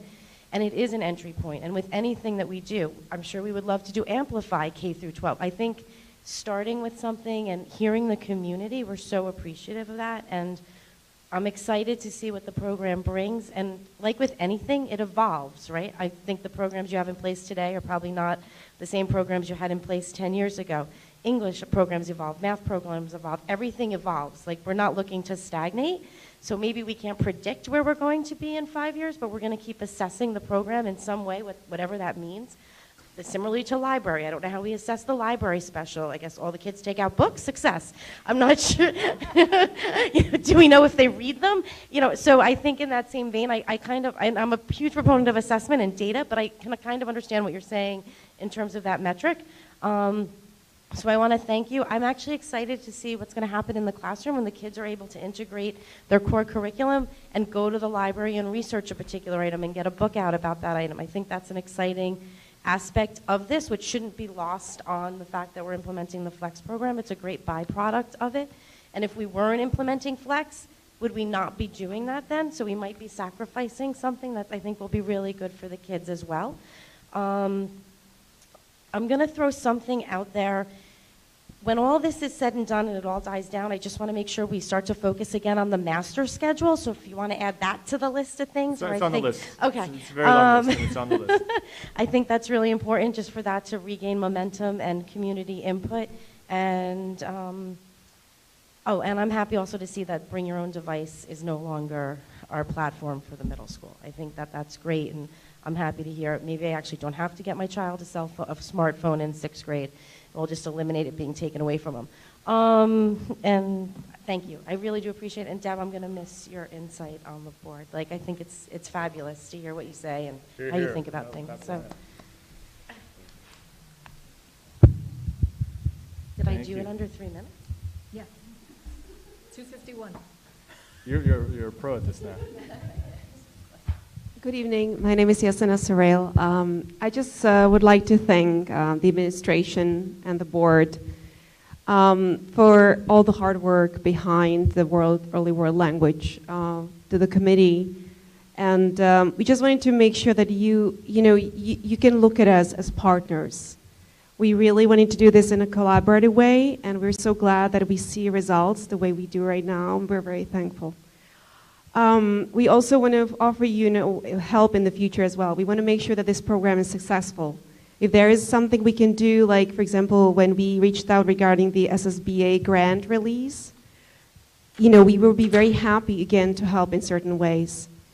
For example, I did some research, and I found out just today regarding Pocantico Hills program. They have a FLES program, but I don't want to talk about FLES right now at all, with 2 languages, Spanish and French. And they start in K. However, they have for each language 1 teacher. But I wanted to just let you know this is an interesting fact, that their FLES program started in 3rd grade and went down to K 2 years ago. So we already have a successful program that started in 3rd grade and went down, and now it's going really well. So just to let you know. And also there are every year has a different amount of minutes of the language. So they actually adjusted. So certain grades have certain amount, and then it increases gradually. So I just want to say that there are many different models. I mean, the committee really came with their recommendation, what's best right now for the district. And it might be for the next 4 years. We don't know, but as we know, things change a lot, also with the financial situation we have. I wanted to ask if in Dow's Lane you are still planning on funding the French and Spanish language clubs that are really successful, meaning if right now they are in 2nd and 3rd grade, if they can move to 1st and 2nd grade instead. We haven't diminished any club budgets. Very good. Just, because it's good to think about that as well, because that would change the grades, but we would love to not them to go away, to just have them one grade lower. We also, as for assessment, I think progress assessment is very valuable always, but I also think that the community parents will also report on the success as well. And it is an amazing experience that the kids will get. It's definitely much, much more enriching than what they get even now from the clubs, because they last only 2 months. So this will be continuous experience. Sorry, I know I don't want to be too long. Oh, just one technical question. Last one, sorry, I promise. I wanted to ask you, because I wasn't sure if I understood. So if they start learning in 3rd grade a certain language, the parents will select for the children French or Spanish. As they go, will they get a chance, let's say when they enter middle school, will they have to continue in that language? Or will they get a chance maybe to switch to another language? I'm just trying to see about the flexibility there, if there is any or not. So the elementary program would be well, if we can find someone who's both languages, kids would get exposure to both languages. Kids don't select their language until 6th grade. There would be no selection of a language in the elementary school.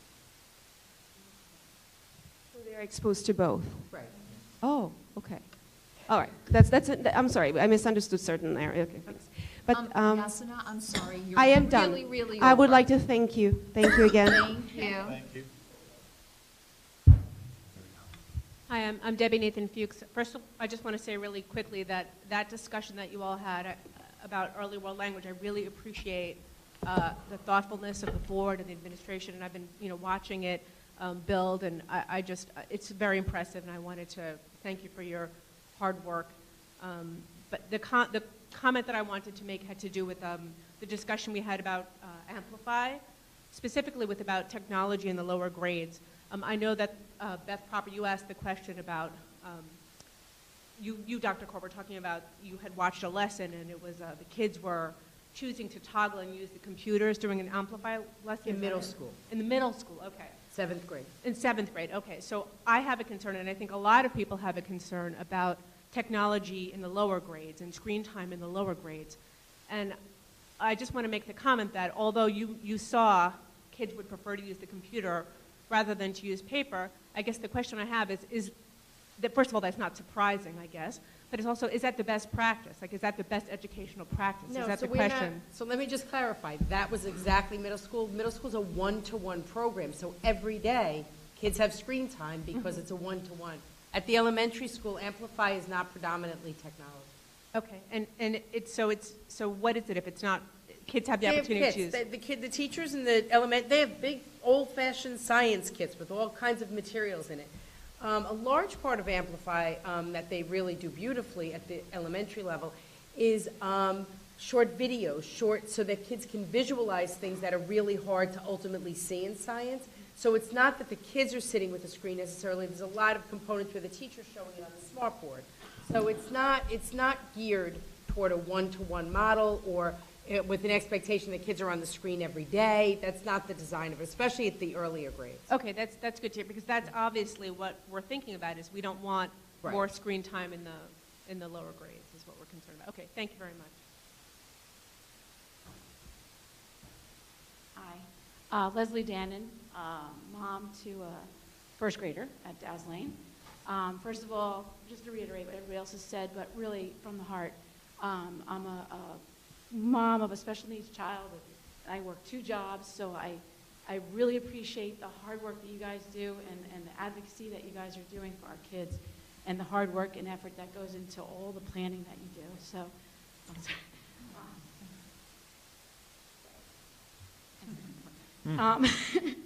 So, I've been coming to these meetings as much as I can because it's really important, and I really want my son to have the most opportunity that he can, and that's why we live in Irvington, and the fact that you guys are striving to make it a better programs and bigger programs is just one.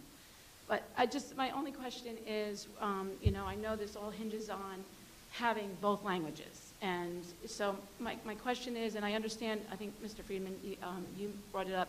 The reason is because as they go up, that way they have the exposure and they're not stuck in French or Spanish. But since in year one, we're looking at one position, and we're budgeting and hoping and planning in year two to have the second position, if you're not able to find a French-Spanish educator, would it be so bad to find the best person for the job, whether it's French or Spanish, knowing full well that in year two, you would then fill that second position?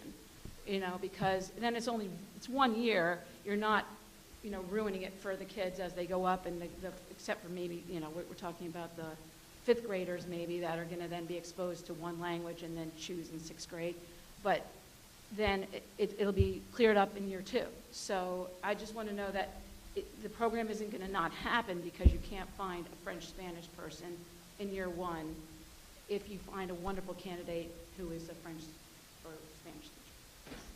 Yeah, I think that's going to come down to our search. And, I think with this whole journey and all the emotion and hard work that's gone on to it all the way around, we want to deliver a program. So we're going to have to evaluate where we are after the search. I'm sure the many advocates for the program in the community are going to go shake the trees to try to find a dual certified teacher to encourage them to apply to Irvington.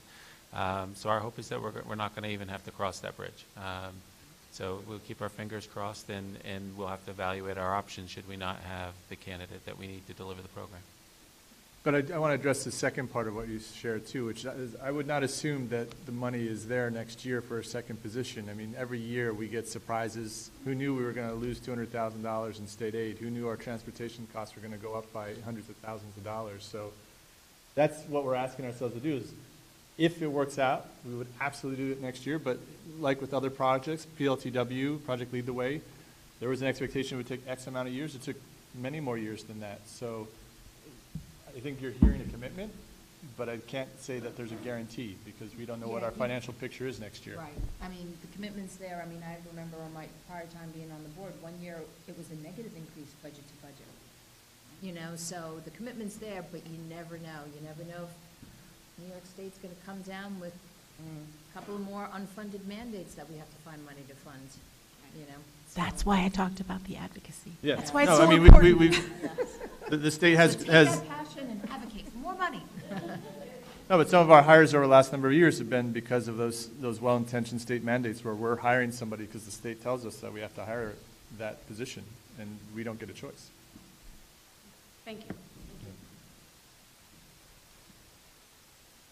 Hello, I'm Lisa again. I have an incoming kindergartner and one other one 1 year behind. I was here last time with them. They were slightly cramping my style, maybe adding style as well. So thank you very much. You've heard a lot of thanks, and I can't thank you enough after hearing Leslie, which is so beautiful. But I also really appreciated hearing the deliberation, and it was very eye-opening, not just on the subject I'm here for, early world languages, but just in general. So thank you for that deliberative process that I heard.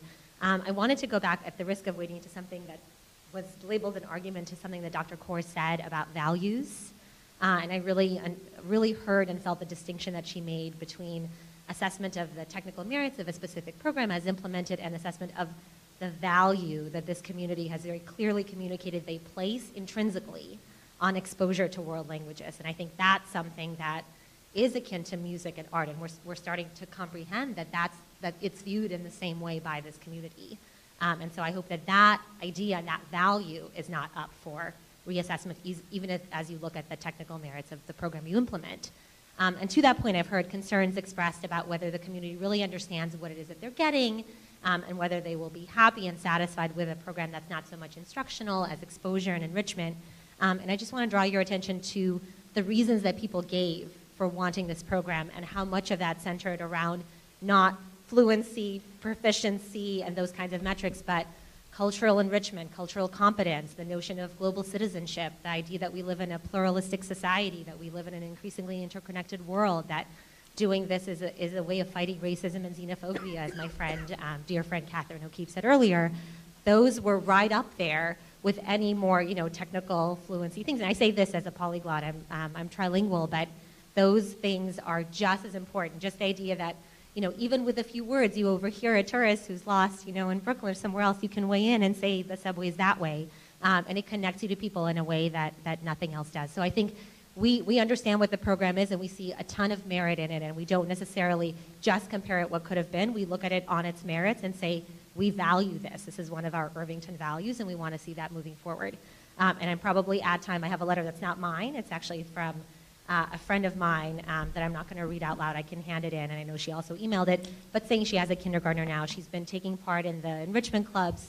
Her daughter loves them, and she wants to see this program expanded on and grown, and she wants us to join the leading communities, the 40% that already have this, and to be at the vanguard and not sort of trailing behind in something that's increasingly a value all around Westchester and hopefully around the country. So thank you for your time. Thank you for your work. Thank you. Thank you.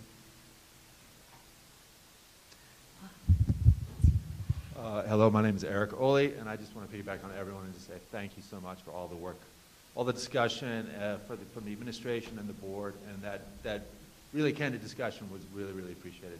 I know, and I know I've had some issues with community engagement regarding the master schedule, and this to me is like the way it's supposed to be done. So thank you very much for that. And just another perspective, I think that following budgets for the last 10 years, budgets and bonds, advocating for budgets and bonds for the last 10 years, trying to build the school district back up to where it was pre-2008, we're never going to get 2 teachers in 1 year in a budget, and everyone knows that. It's not a perfect world. We're not able to fix our buildings anymore with our regular school year budgets. We have to figure out another way to do it. How do we do it? We do it with bonds, okay? This is the way we're going to start a language program, and hopefully it will be an emerging program. I think that should be our goal in the future, and we should really, really fight to get that goal completed. But then also we can think about it from a stressor level in high school. If you think about starting languages much earlier, people will be fluent at a much earlier age, and then this won't have to be such a huge component of their high school education. They will be able to take other classes, not take so many classes. I think that also is another way to look at this. It could be a real long-term goal for our community. Thank you. Thank you. All right. I was going to suggest a break after the committee reports, but I think maybe we're ready for a 5-minute break right now. So if you'll come back to 5, we'll continue. Lots of exciting stuff ahead. Stick around. Maria, do you have a second? Oh, yeah. Chris, do you have a second?